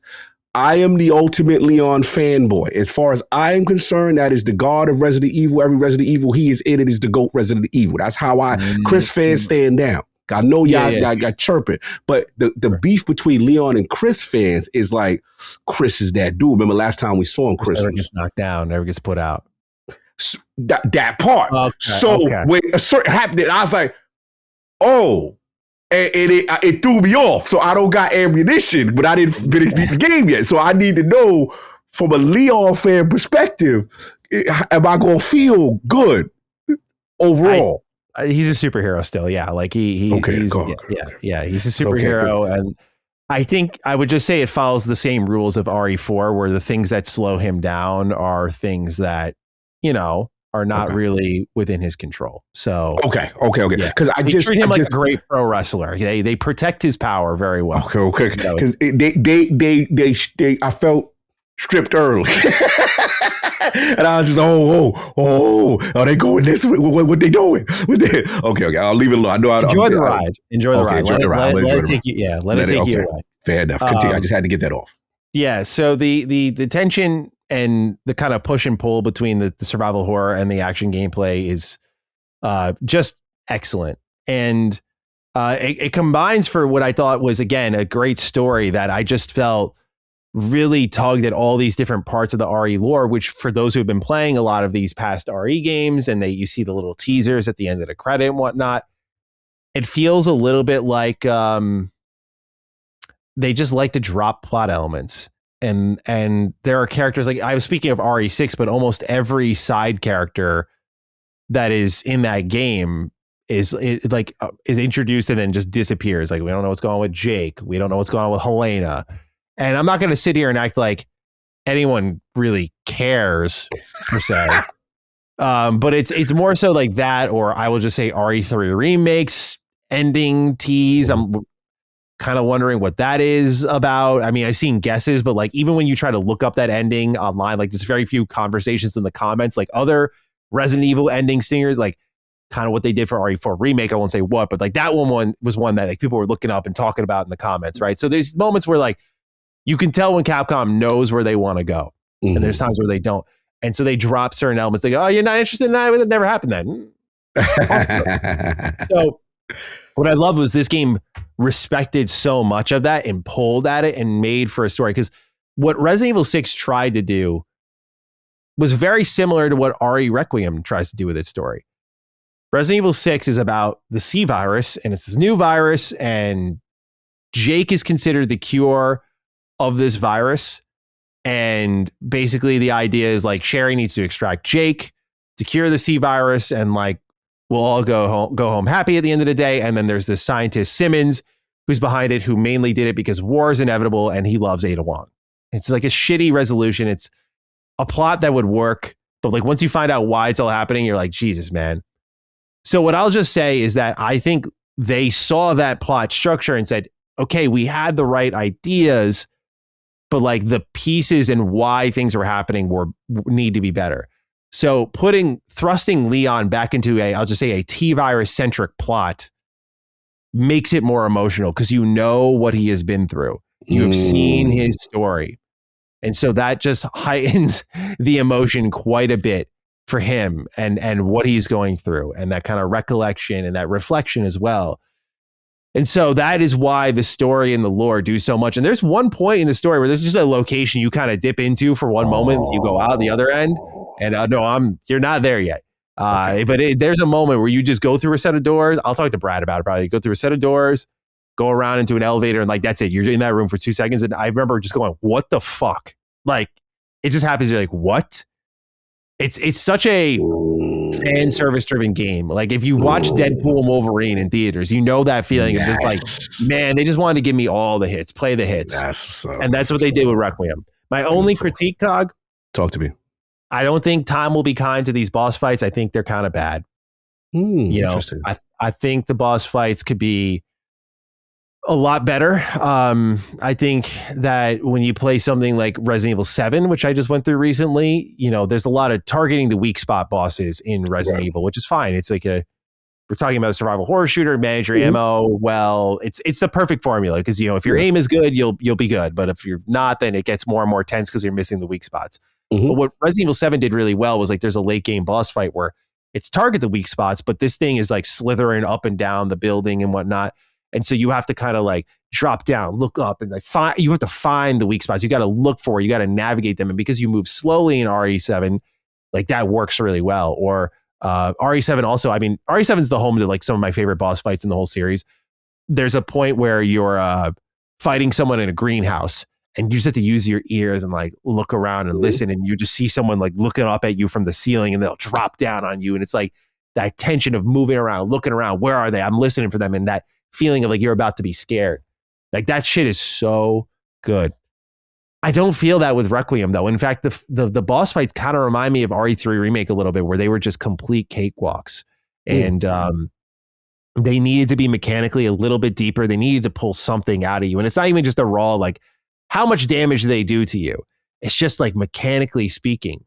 There are some hype bosses in this game, hype as fuck bosses, where you will pop and be like, oh. But then like taking them out, you're like, what the fuck, man? Like that was so easy. Like there was nothing to it. So I think as the fanfare kind of wears down and as we settle into a groove, I think this is still a top Resident Evil game. But I do feel like this is what prevents it from being the 10 out of 10 masterpiece and puts it more in like a 9 out of 10, if you will. Okay. It gets the kind of boss fight nerf. But otherwise, like it is a perfect balance of survival horror and action. It's so good. Now, when I'm speaking to the homies, I spoke to my man, I had my man Insight on ILP. Couple of people, they was like, this is the GOAT Resident Evil. I can see how people get there. I don't disagree. Like, where does Baddie sit now that he beat it? I have to rank them all. I still have to play one as well, as Brad has told me. Okay. But I really think like, go ahead. Prior to this, what was the GOAT Resident Evil? Before you played Requiem, if you had a gun to your head, what was your favorite Resident Evil game out of all of them? Well, the gun that I had changes the whole answer now. Yes, gun to your head. It's your choice. I don't care. You don't care what you don't care what people think. This was your. I'm torn between two worlds here. Like, okay, I can't give you a straight answer, sir, because 5 would actually probably be my answer off the top of my head. Because that was the first one. Yeah. I love it. I love the treasure hunting. I love the co-op. I love the goofiness of it. Mm-hmm. But when I really think about what like my heart loves and what I really think about when I think Resident Evil and just kind of the impact it had on me, and stuff, like 7's probably my favorite now. Like I really, I love 7. I love 7. 7's got great DLC, which I played for the first time, which just heightened my opinion of it. But 7 to me is like that perfect. It's still scary. I love the Baker Manor. I think when they move on to the ship segment, the ship is still great. It's not as good as the Baker Manor, but it's still great. But I like 7's up there, 2 remakes up there, 4's obviously up there. Requiem's definitely like I think it's got to be top 5 at least. You know, it's up there. But 5 is like this outlier. Like it's not the one that really should be in that company. But 5 is so fucking fun. I've replayed it so many times. It's what your heart says. I give Requiem top 5 status, which is still excellent. You know, I don't, it's not my favorite, but it's my favorite Resident Evil story is what I would say. Like, interesting. Okay. Yeah. It's fun as fuck and it's tense as fuck. It's like I said, the only thing is like the boss fights, bro, but that's the difference. Like Resident Evil 7 is like perfect survival horror with perfect survival horror bosses. The only boss that sucks at is the final boss in RE7. It's just something with this new regime with boss fights. Like RE8's boss fights were piss easy too. I was like, what are we doing, man? So, gotcha. Okay. But here's why I'm going to hold out on casting an actual official ranking is because after you beat Requiem, you unlock insanity mode. Okay. And I'm not usually that guy who's like, yo, give me the hardest difficulty. This shit was too easy. But I kind of feel like I might want that right now. And if I can get that experience and be like, yeah, dude, they pushed me. And like, oh, there were different attacks, or that attack became that glanced me is now very lethal.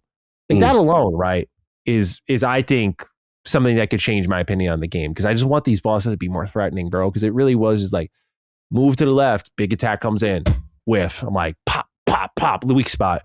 Move to the right, whiff, pop, pop, pop, and just over and over. I'm like, man, I was like, I'm not that guy who's like, you know, I'm there for the hype moment. I love the narrative punch, but like, this is a little too trivial right now, just a little bit. Whereas, like, I had the same critique with RE8. Like I said, like the Lady Demontress boss fight, Cog, we love that one. It's a good one. After that, though, goes downhill. But I like RE8 a lot. I have a newfound love for that game. But yeah, overall, like Requiem is awesome, dude. I really do love the game, and top 5 status for me as well. I'd be curious what the other guys think. Yes. You know, I think it's got a lot going for it. All right, Cog, that's all we're playing this week. Now we get into a fun one here. Let's talk the rest of the news here. Headlining our show is a PlayStation story, but because of the Xbox-oriented write-in and how people think Xbox may or may not go, we felt it was worth bringing up here, but also a significant shift in our industry. So we have this report from Jason Schreier, who kind of teased this already, this whole story, when he was on the Triple Click podcast. And so we'll read the write-up here. He writes, Sony is no longer planning to release big PlayStation 5 games on PC, a major shift in strategy that sees the video game maker returning to console exclusivity after 6 years of flirting with multi-platform releases, according to people familiar with the company's plans. Online games such as Marathon and Marvel Tokon will still be released across multiple platforms, but single-player titles such as last year's samurai hit Ghost of Yotei and upcoming action game Staros will remain exclusive to PS5, said the people who asked not to be identified because they weren't authorized to talk about the company's strategy publicly. The people cautioned that things could change in the future due to the unpredictable nature of the video game industry and that Sony's plans are constantly shifting. But in recent weeks, PlayStation scrapped plans to bring Ghost of Yotei and other internally developed games to PC. 2 games made by external developers but published by PlayStation, Death Stranding 2 and the upcoming Kena Scars of Cosmora, are still planned to release on PC this year. A spokesperson for PlayStation declined to comment. Pardon me. There are likely a few reasons behind this shift. One is that several recent PlayStation games have not sold well on PC. A faction within PlayStation has also expressed concern that releasing their games on PC risks damaging the console's brand and will hurt sales of the PlayStation 5 and its successors, according to people familiar with Sony's inner workings. For decades, Sony's tactic for selling PlayStations was to keep tentpole franchises exclusive to its own consoles. In 2020, it pivoted and began bringing games to personal computers via Steam. Since then, the company has put its most big franchises on PC, such as God of War and The Last of Us. But the strategy has been muddled and confused by many players. Most PC releases arrived months or years after the games came to PlayStation. The cadence was never consistent, and the announcement appeared to be haphazard. The company also upset PC players by asking them to create PlayStation Network accounts to access many of the games. Now Sony is looking to take a more straightforward approach, going back to console exclusives. Sony's 2 rivals in the console space have taken different paths. Nintendo has released almost all of the games solely on its own Switch hardware, while Microsoft has turned into a multi-platform publisher, releasing everything on PC and many games on PlayStation. Another factor behind Sony's pivot may be Microsoft's next Xbox, which is rumored to use Windows and be capable of playing PC games. Some executives at PlayStation may not be thrilled at the prospect of one of the company's flagship games like God of War running on the next Xbox console. All hits from this one, bro. Sometimes Jason hits you with like all the hits at the top and then you go down to the bottom and it's kind of just a history, but like every paragraph there kind of had something for us. So we had this writing, Cog, and then we'll take the story wherever we want to go. Dark Rod 99 writes, hello, Dukes. Now that PlayStation is going back hard to their exclusive era, what would be Xbox's position now? Do you think they follow course, not like day and date, but maybe 1 year exclusivity, excluding live services like COD, WoW, etc.? I think nowadays exclusives are more important than ever if you want to have people continue to interact with your store and services. If you don't have anything to differentiate from the rest, then what's the point? So, Cog, what do you think of this? This is quite the walk back here. Yes, we got new information, new data, man. What I shows me is how the climate has once again changed. We have new variables now. And the variable right now is one, we have a competitor that, in my opinion, Sony is looking at, and that is Steam. And to me, the juice from the single player data is not worth the squeeze, in my opinion, for them to continue to do this. Now, there's a lot of factors here. The thing that has changed is, remember, they started off initially saying, we are putting our games onto PC a year later. And in the beginning, they saw benefit with that staggered release. They saw benefit, okay. But each subsequent single player release lasted worse, and it provided less revenue moving forward. Now, the thing that has not changed is live service. Let's just be clear. Live service is still going to PC because in a world where you're trying to do Helldivers or Fair Games or Marathon, it does not make sense to restrict live service to just one platform. So that part, they still are, according to the reporting, are still sticking forward with, which makes sense. But with single player, I think it's just one of those things that because Steam is so competitive, they're doing a console. People now are looking at the adoption rate of console on PC is increasing. People are like, hey, you know, I can get this high fidelity thing. And here's the big elephant in the room. No one could envision a timeline where we would have an AI boom causing memory and chipsets and things to be so expensive, where the console generation is getting more expensive as it goes on. That is unheard of. So if you're Sony, here's the difference. You are not Microsoft. PlayStation is key to your core business. Selling hardware is key to your core business. Xbox could die tomorrow. Microsoft will be fine. You know what I'm saying? That's the difference. So they have to protect this. That's how I look at it. I look at it like, okay, live service will do. We're not doing that. So to see them actually specifically target goes to, I always put that. Was it Yote? Sorry, I know you're gonna kill me, LSM fans. I always butcher it. I got you. Yote. Okay, there we go. Yeah. So Yote is definitely seeing that on that list as far as being not ported. Seeing what is it? The Soros joint not ported. They are trying to protect their ecosystem. And I actually think I don't got a problem with it. Again, there's this misconception that GOG hates exclusives. GOG doesn't want it. No, I come from exclusives. I like exclusives. My point was just that if you look at what are the highest selling games, you know what I'm saying? There are those live service games that Sony is still continuing to put on other platforms. That's all pretty much what I'm trying to get as far as the way the industry is going. But as far as the console market, I always said there is some slight fear of long-term decay where both PlayStation and Nintendo have to make an adjustment. And I do think this has to do with PC. I do think this has to do with the AI bubble and things costing. And here's the other thing. I mean, this is a cost business, man. Like, it ain't cheap to be doing this stuff. I want to read Matt Piscatella. He just put something out that's very interesting. Yeah, he said, so the shift in strategy from market expansion and revenue growth to margin protection. Younger and less affluent players aren't going to leave their established games and low barrier of entry platforms, and dedicated PC players will just play other things. But sure, higher margin percentage on lower revs. So again, it is one of those things that, yes, they're going to protect the brand. You know what I'm saying? But also Sony, like, you know, that's fine. Like, they need to make sure it's not, you know, what's worth the expense of actually doing this stuff. And I think that's fine too. So yeah, I mean, this is a costly games business. That's also, like, a lot of this is how much things are costed. This is very costly, and you have to protect home base. Not the climate has changed. We're in an uncharted territory. So that's where I'm at with it. Not really surprised by this, to be honest. I know this seems to be causing a lot of debate and discussion. Yeah. To me, it's smart business. And look, from an Xbox perspective, I'll say this. I know there's a lot of talk and optimism, and usually I am the optimistic person, right?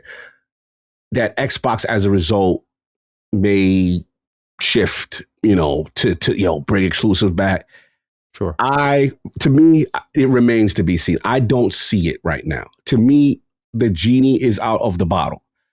Yeah. They are not in the competitive space of out consoling as of this recording. Until Asha comes out and makes some definitive new statement, and then we could talk about it. But as of this recording, they have not given me any indication that that's what they're going to do. So to me, like I've said before, you're a publisher if you're a publisher, you want your games to be everywhere. That works. That's how the industry works. That's how Capcom works. That's how, you know what I'm saying? That will work, right? You just happen to do this other thing on the side, but it's going to be most likely a very high priced thing, right? Sony is and Nintendo, they're still in a little bit of the subsidization model where they want to make the console not as expensive to try to get more people, and they have to protect that event. They're still in the business of selling hardware. Xbox, that is, to me, secondary as of right now until I see otherwise. So I don't see this as a situation where, well, now PlayStation is doing it. Exclusives coming next. They're going to go blow for blow and I'm just not there yet. Hey, I would be mad if they did it, but I just don't see it there. So that's where I caution my Xbox brethren from getting too gassed. Like, just, I don't think you're in the same, they're doing something else. You're not in that fight, bro. Like, you are publisher that happens to have console. That's how I look at it. But what do you think? With Xbox, I don't know. Okay, so I'm going to actually combine two stories here because originally we had these split up, right? But we had Jez Corden with a report here. And this is a summary here by Pure Xbox, who writes, last week we saw a video and a couple images doing the rounds at a Microsoft event where new Xbox boss Asha Sharma was introduced to her new team by Phil Spencer. And now we know a bit more about what was actually said. This is coming from a transcript over at Windows Central, which highlights how Asha Sharma used the opportunity to reiterate 3 commitments that were laid out in her initial statement. The first being to deliver great games, the second being the return to Xbox, and the third being to build the future of play. Again, she mentioned during the return to Xbox segment how the console is extremely important and it'll be used as a reference experience. Here's exactly what she said, quote, I have 3 commitments that I laid out. We'll deliver great games. Everything is downstream of great games. That means empowering studios to do our best work. The second thing is the return to Xbox. We are going to start with console. We are going to make sure that we understand that this is our reference experience. We will meet players where they are and build experiences that are instant and seamless and accessible. And third, we are living through an unprecedented era of change. We will build for the future of play. As we think about the road ahead, it's not going to be me or any one person. We will be Team Xbox. We will not be the studios or the platform or marketing or operations. We will be Team Xbox and we'll get through this together, end quote. So to kind of we'll loop this into PlayStation in a moment here, but when I read this, I just see like, it's funny to see this stuff make headlines because it's contradictive statements within her own speaking to the Xbox company. Like, we're going to return to Xbox starting with console and make this our reference experience. The following sentence, we will meet players where they are and build experiences that are instant and seamless and accessible. And the only way I read that is like, when you say start with console, do you mean PlayStation 5? Because that's the only way that starts to make sense. Because if you're talking about our console, as you just discussed, Cog, and I'll get into as well, you add value to console with exclusives, right? The other thing is the unprecedented era of change and the future of play and building for that. I will keep my mind open, but that just reads to me like new tools, new practices, reorganizing the business to be ready for the future of play. A lot of this feels like very intelligently worded warnings in some sort of way. That's my really skeptical read of it all. But for those who see what PlayStation's doing and think Xbox is going back to that, I'll leave the door open on the idea. I'm not going to shut it fully because, I wonder if Asha will have this realization or has had that realization of like, okay, so again, we as defining Duke know this because we just look at Xbox's quarterly financials, and the moment they announce multi-platform strategy, here goes the declining hardware revenue. And it was every single quarter because you have now successfully sabotaged the reason to buy your box. And I know I can now get my Xbox experience, aka the games, over here on a PlayStation 5. But Sony, who is making and now is doubled down on exclusive games, is going to, I won't be able to experience those on Xbox. So I need to go over and get a PlayStation now, and I will play your games plus theirs over there. And Microsoft is trying to weaponize this idea of like, well, we'll be fine. No problems at all. And I'm like, you don't want the full dollar and cent. Like, that's the point of being a platform holder. So unless their commitment to console is like, look, we're okay with like 5 to 10 million users, like a Steam, and we're just going to have those. But like Steam has so many more users. That's the thing for like third party. But if they're fine with like 5 to 10 million people just using it and just buying all their stuff there, and that's what it ends up being, it's mostly people who are looking to migrate their library over, but for the most part, others like go off and restart. I don't know what the commitment to console means, but I'll keep the door open on exclusives because they think they need them to sell their next box. But it's very interesting to see this industry go through a whole console generation, and we might just return to what was how we started, you know? That's what you're saying.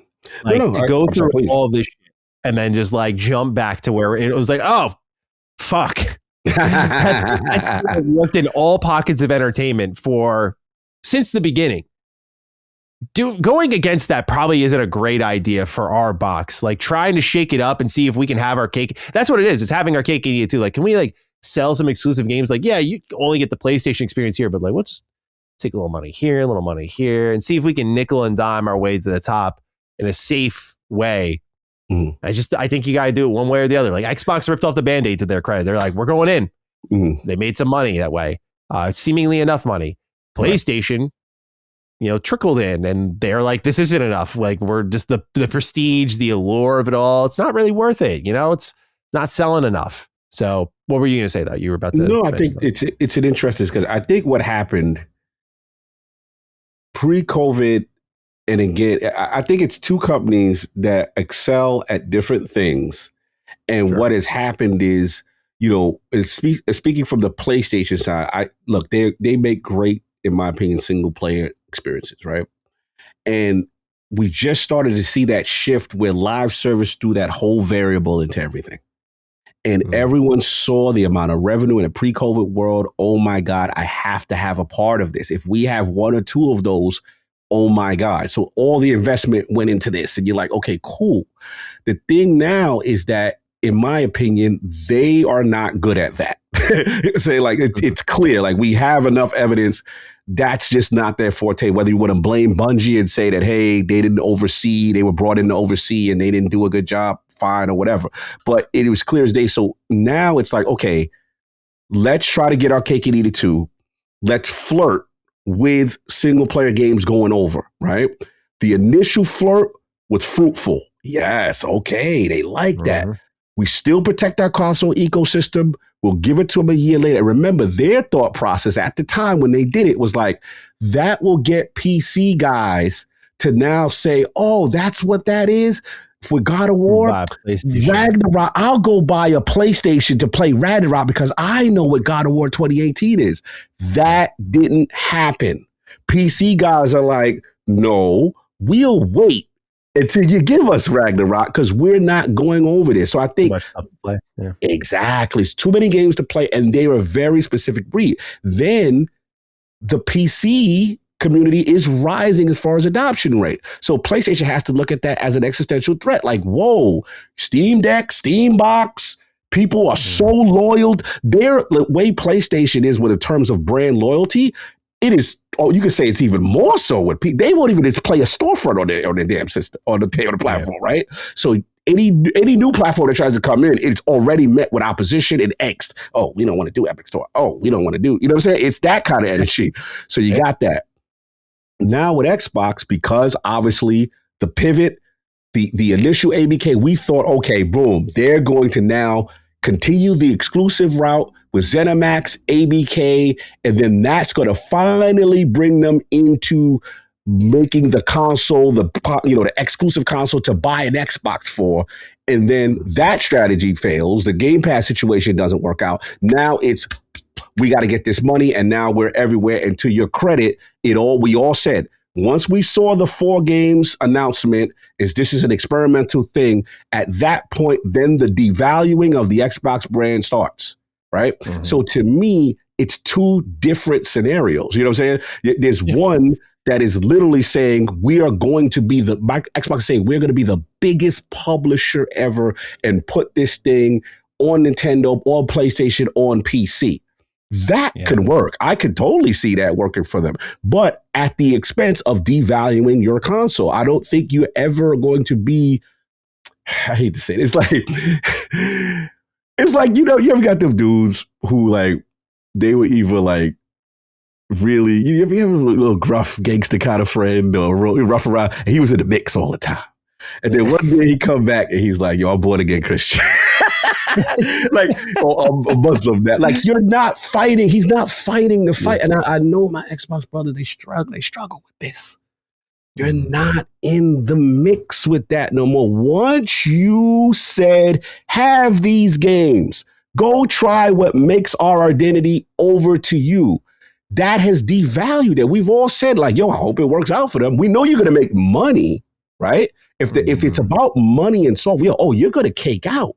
but your hardware portion of your business is now going to suffer. That's what we would like. And remember, the talk at the time was, damn, if they could have just held out and see how the exclusive strategy worked out for them, that could have maybe brought value to the Xbox brand, and people would have bought the console and so on and so forth. That was the talk. But once they did that, PlayStation fans like, no need, I'll wait. Like the same way PC guys, I'll wait. Nintendo guys, I'll wait. So that's what devalued them. So in conclusion, the biggest challenge for Asha in this new regime, if it's about being the publisher, the foundation is already set.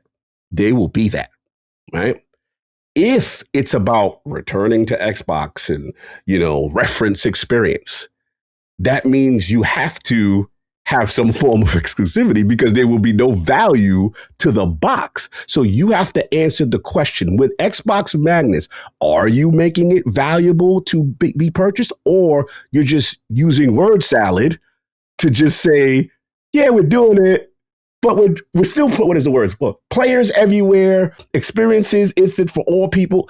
That to me screams multi-platform. You can't, to your point, man. You can't have both statements. You cannot be a slave to two masters. It's one or the other. So maybe you just don't want to break it to us because, the hardcore guys are going to feel away and this, that. You're tugging the line.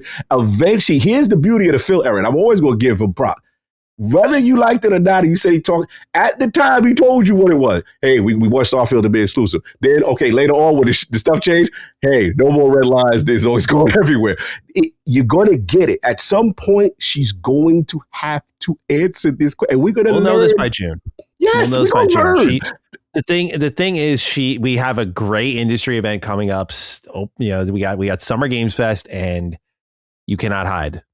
Yes. Like, especially if you're holding a showcase, you're going to be doing interviews. And unless they are, if we don't have an answer by then, they're obviously protecting her, and they're trying to because she's clearly not super knowledgeable of the space. And so to dump her in 3 months later into this, I think would be a good prove it moment for a lot of people. But yeah, like I agree that they just can't keep talking out of both sides of their mouths for the community. Cause I see why an exclusive would be useful for them, but like we have to. The thing that I've seen some people say online that I don't really agree with is some folks are like, hey, how could they walk it back? Like PlayStation, I mean, I'm like, they barely walked in as far as I'm concerned, dude. Like they did do multiplat and they did flirt, and I think the most aggressive moment of that was Helldivers on Xbox, but Xbox's levels of full send. Sure. Are like PlayStation pales in comparison to that. Like PlayStation, like Xbox not only made these business moves, but they made a fucking spectacle of it. They sat down with all their leaders in like a moment of shame, and we're like, yeah, like we have a business update. We hear you. Let's talk. And like they sat there and said, it's just these 4 games, and everyone who knows them knew well enough, like it will not be these 4 games. It's going to be you cannot walk back on this for this level of dramatization that you have added to the multi-platform push. You can't just be like, it's only 4 games, right? Like we all know this. Like their levels of full sending, day one Game Pass. And so there's, as we've talked about multiple times, Asha, there's just this level of untangling. I would argue in some ways, but not always, worse than what Don Metric had left Phil with. Like again, the path was a lot clearer for Phil than with Asha, where it's like she has to rethink the entire economics of the brand and decide either way you're building from the ground up, which is more worth it for the future of Xbox. And that's a tough question to answer because I do believe in a lot of ways. I look at the library in front of me and I do believe going back to the traditional way of Xbox is kind of compelling and exciting for the almost 30 years I've experienced that. But also I see where Xbox is now and like how they're building their next Xbox with a Windows team. And it's like, yeah, you're going to be on PC anyway. So are you trying to change it where like when you make a game for PC, is it just like, that's it? Like they've kind of melded the Xbox SKU with the PC SKU. So when other developers support Steam, they're already supporting Xbox. Like, and how do you, if you're in a PC environment, how do you even make an exclusive game? How it's going for Epic Game Store, which we've already had confirmed that's going to be on the next Xbox. So I don't know, bro. It's like the problem is they're spinning us in circles. I feel so certain of myself. At the same time, I feel so uncertain. Yeah, I'm like, certainly they're just going to keep things the same. But then they say shit and I'm like, oh, well, maybe I feel like I'm being gaslit. That's what I feel like is going on here. You know? It's real. It's real because, again, the thing in the defense of the regime that is now taking this data, right? And she's looking at, if I'm Asha Sharma, I'm looking at, this strategy that clearly, has put the brand in a very uncompromised position as far as being competitive in a console hardware space. If part of her job mission, because to her credit, at her other profession, she's part about, user acquisition, getting people onto the platform. If I'm being frank, that kind of coalesces with exclusives and let's think about Instacart, right? Because that's where she was at. Like, Instacart had some unique features, right? Like, I can shop on my phone app. I don't have to go to the store. Like, that acquired me as a user because that's an experience I couldn't get on any other app outside of like Uber Eats or something like that. Absolutely. Instacart was clutch during the pandemic, man. So absolutely. Like, these are the things. Acquire us, Asha. Like, how are you going to do that? How are you going to do? And that's the key, because that background does scream that there has to be some form of a change, but at the same time, we are dealing with Microsoft. See, that's the tough thing. But like you said, we're going to learn to me, it's going to be very quickly within the first 6 months or so. And I'm very curious to see what's the singular move that we go, that's different. Right? Yeah. Does that moment happen where we go, aha, I'm getting a sense of what her mindset is, and we're going to learn. Now, to your point, if I'm going to be fair, because look, I am on the side of, I'll be really honest, maybe I'm being pessimistic, but I am on the side that not much will change. That's where I'm at right now, right? I agree. However, I will say, to your point about, we talked about the genie out of the bottle, right? And we talk about this discussion of like, is it too late to go back when they've done it? But to your point, if you really think about it, okay, all right. I was going to ask you this same question, the same line of thinking. Let's hear what you got to say.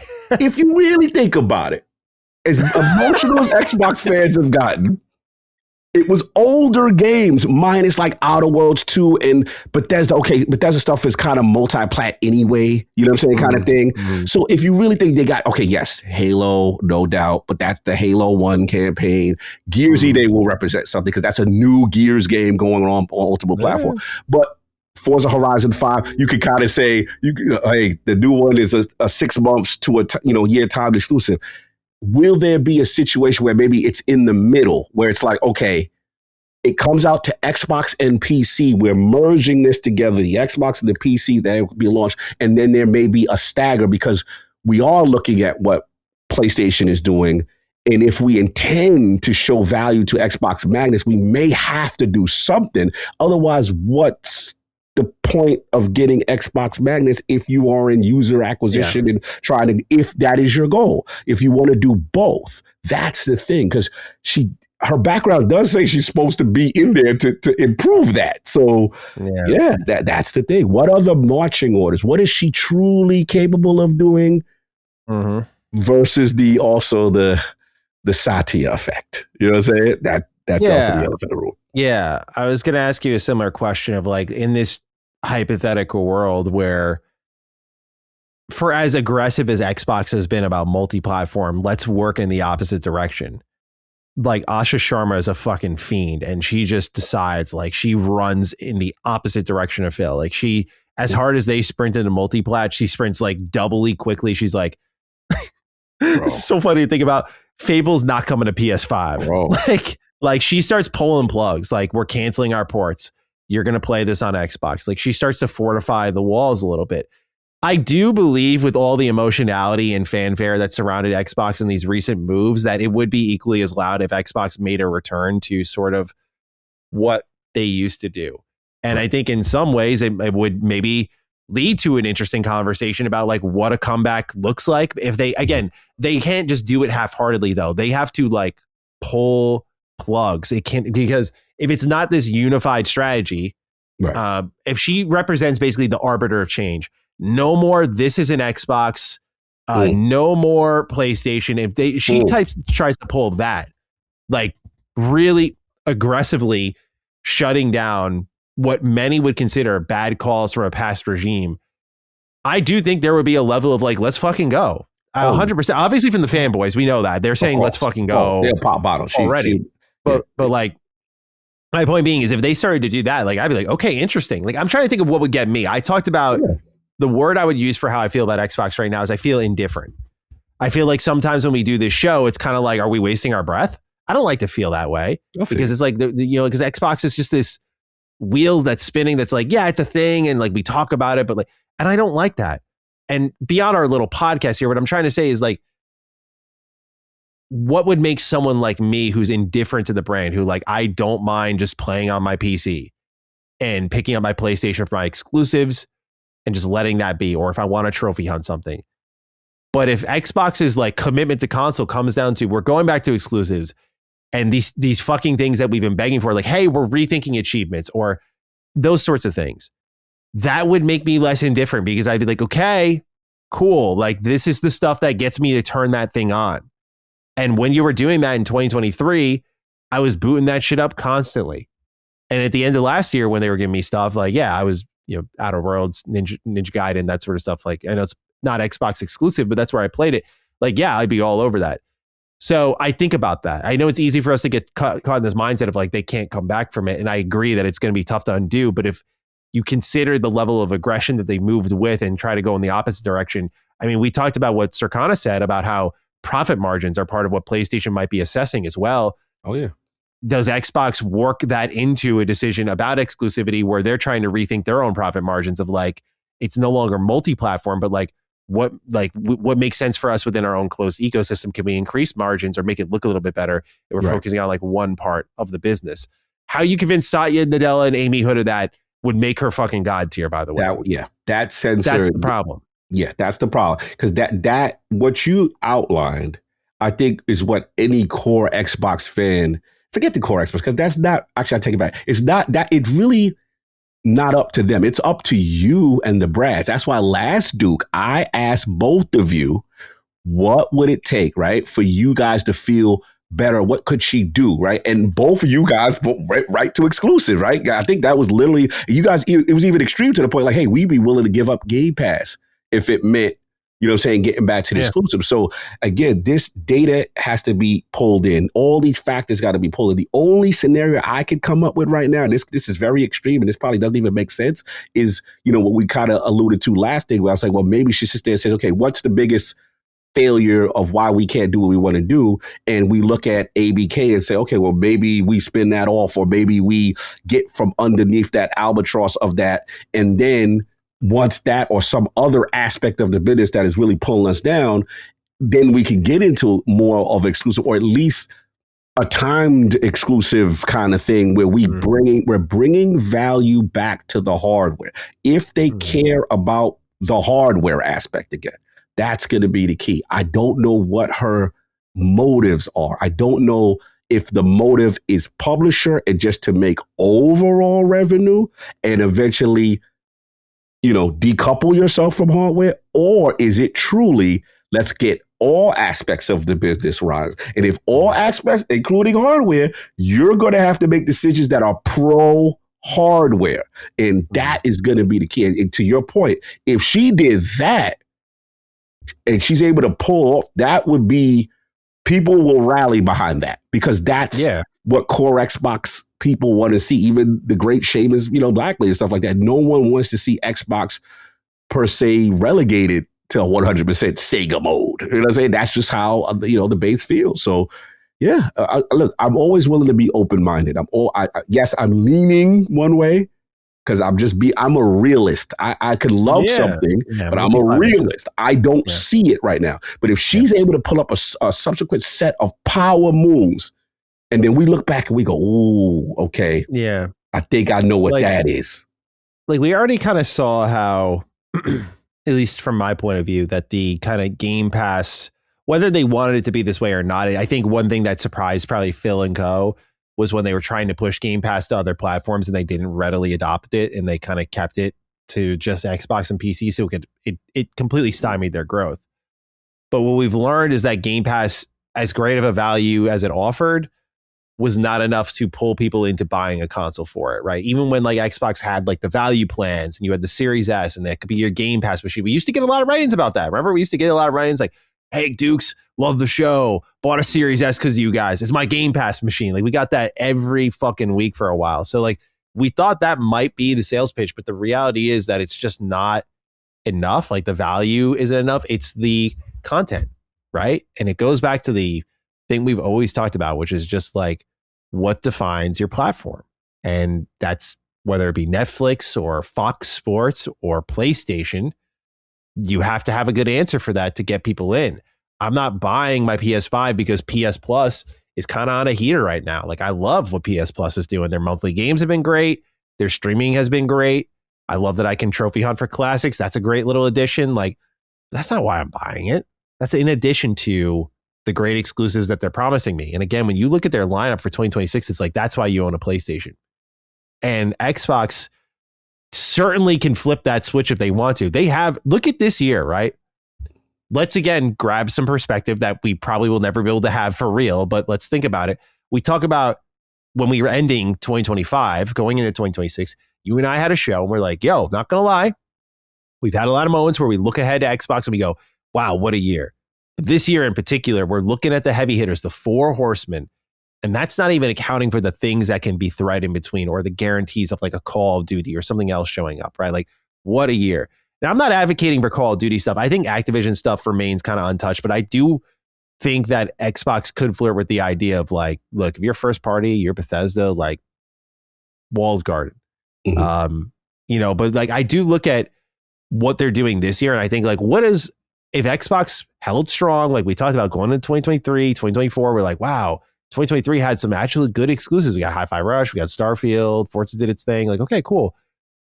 You move down the line a little bit. It's like, what do we feel this year? If we're looking ahead and we're like, yo, Halo Remake, yo, Fable, which looks really great. Forza Horizon 6, yo, like Gears, all exclusive, plus whatever else is coming.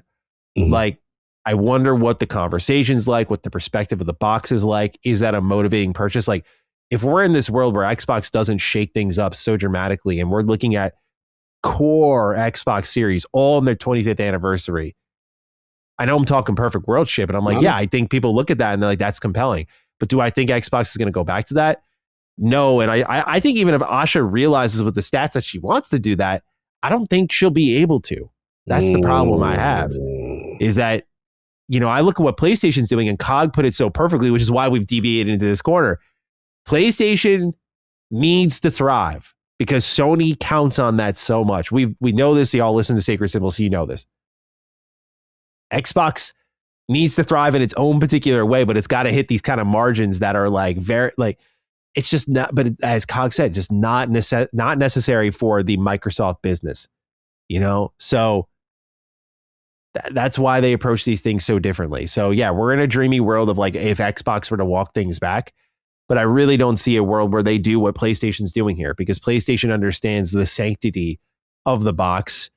And frankly, a lot of people show up to pay for those games. Like, you look at the sales for Ragnarok or Horizon, and like some of those are PC, no doubt about it. But like, you look at the initial console numbers for Ragnarok, it was like 10 plus million. It was fucking crazy. Yeah. Like, people show up and pay for these things, man, like in the tens of millions. So if they're going to reassess their margins, I think it makes sense, because it goes back to one thing I have said, which was like, at a certain point, it's got to be enough. It's something Derek wrote in about. It's something I've said on the show a lot. Like, this whole all-encompassing growth strategy that Phil Spencer tried to deploy alongside Satya and Amy and Sarah, like, I got it at face value, but when you look deeper, I'm like, eventually you hit that brick wall when you're like out there on everything. Like, then what is your next move? What's if you're designed to like keep growing and keep finding more customers? I'm like, how do you do that when you're on every fucking platform? Like, eventually the business has a defined need and a defined purpose, and you're serving it the way it's required to, which is exclusive content. So when you break all that stuff, it's like, how much is enough? Do you just want more money? And I think PlayStation, I'm not saying they're suddenly fucking kissing babies out here. Like, they obviously want to make money. That's why they're doing this. But I think they recognize that they might stand to lose money, is my point. No, 100%. And again, because it's short-term versus long-term. PlayStation right now has to still protect some of that short term because of how the climate has changed. The thing with Microsoft is, if you look at the play, yeah, it made sense, because it's like, okay, cloud, mobile, these things are going to be more prominent in the future. We got to get in now. We're going to be so good long term, but it's at the evisceration and the brand damage to your short term core that got you there. So that's the thing. And then the other thing, this is another big concern for Asha. I do feel for her. She has a lot to deal with, because here's the thing, Maddie, like, we have to be realistic in the sense of the people on the Xbox platform, right? Because of the effect of Game Pass and people wanting or being a part of this service, right?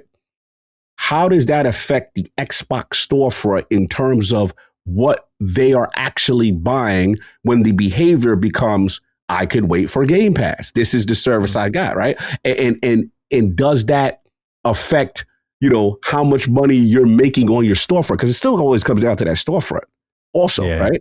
You want people buying things on that storefront. So if there's conditioned a certain way because of this service, right? That's another challenge she's going to have to deal with. And again, I'm not advocating for the removal of Game Pass. I'm a consumer first. This is the best deal for me. And they got to figure out the numbers, as I've always figured it out. That's how I've always internalized it. But if I'm being corporate for a minute, these are decisions they got to talk about as far as like, how do we get more money on the storefront? How do we get more people to buy hardware? Is that a priority or not? These are hard decisions. We're going to learn very quickly, man. So yeah, this is a good discussion piece, because we see Sony adapting in real time.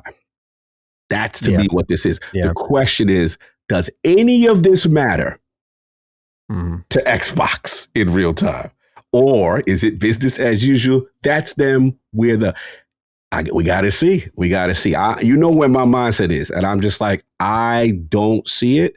But if she proves me wrong and makes moves that are indicative of like actually, what is it, the word, showing a commitment to Xbox and all, then I will give her all the credit in the world and all the props in the world. She will get a lot of kudos from a lot of people who want to see Xbox return to that form of a strategy. 100%, bro. So we'll see. But time will tell. Cog. That's it for the news this week. That's it for what we're playing. That's it for Defining Duke and Xbox podcast for another week until episode 271. Sir, it's time to wrap it up. Any thoughts as we close things out? Good one, man. Definitely got my mind off stuff, talk games, which is always good, getting ready for GDC. So I'm excited about that. My first one. And shout out to my man Subek. Shout out to iRook, who will be joining me as So we got some new long net editions, and I'll be out there with the team doing my 1-2. I'm very excited about this stuff. I'm very excited to learn about the industry. And also, from my understanding, Xbox put on their post that they will be there. So I'm curious to see how they are. It actually is very important, because the Asha era, I'm very curious to see what's the messaging towards developers and where that's going to go, right? So this is a key time. We'll get answers sooner then. That's what I'm saying. Like the regime change, we're going to learn a lot. So I'm actually excited from that perspective too. But man, good show. What we do, getting back on our 1-2. Absolutely. Hashtag. Ooh, I'm kind of blanking on one here. I don't know, dude. PlayStation is the factor here because of exclusivity. So some play on going back or something. I don't know, like some play on that. I'm trying to think. Yeah. I don't know. I usually feel like I got something, but I'm just kind of like, I'm like a generic guy. I'm like, PC. Like, fuck that. I mean, the talk is exclusives. Yeah. I mean, that is the talk. I think I got one. I think you sparked one. Right. Hold on. I got to get visual representation. Let's go. All right. Got the game. I know what you're doing. Yes. Only on DD. I like it. Hashtag only on DD. Only on DD. Let's do it. Okay. All right. There we go. That feels good. Good. All right. Yes. Ladies and gentlemen, you got this deep into the show. We appreciate you listening. Use the hashtag only on DD, whether it be in the comments or on Twitter.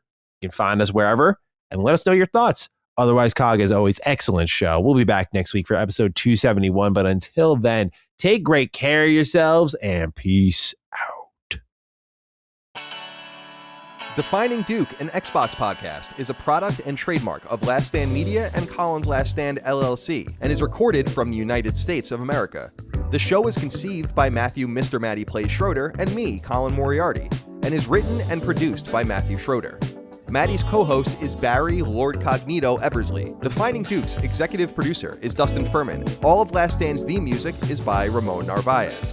As you know, all of Last Stand Media's shows, including Defining Duke, are fan-funded on Patreon at patreon.com/laststandmedia. The following names are at the producer support level on Patreon, and we're thankful for your kindness and generosity.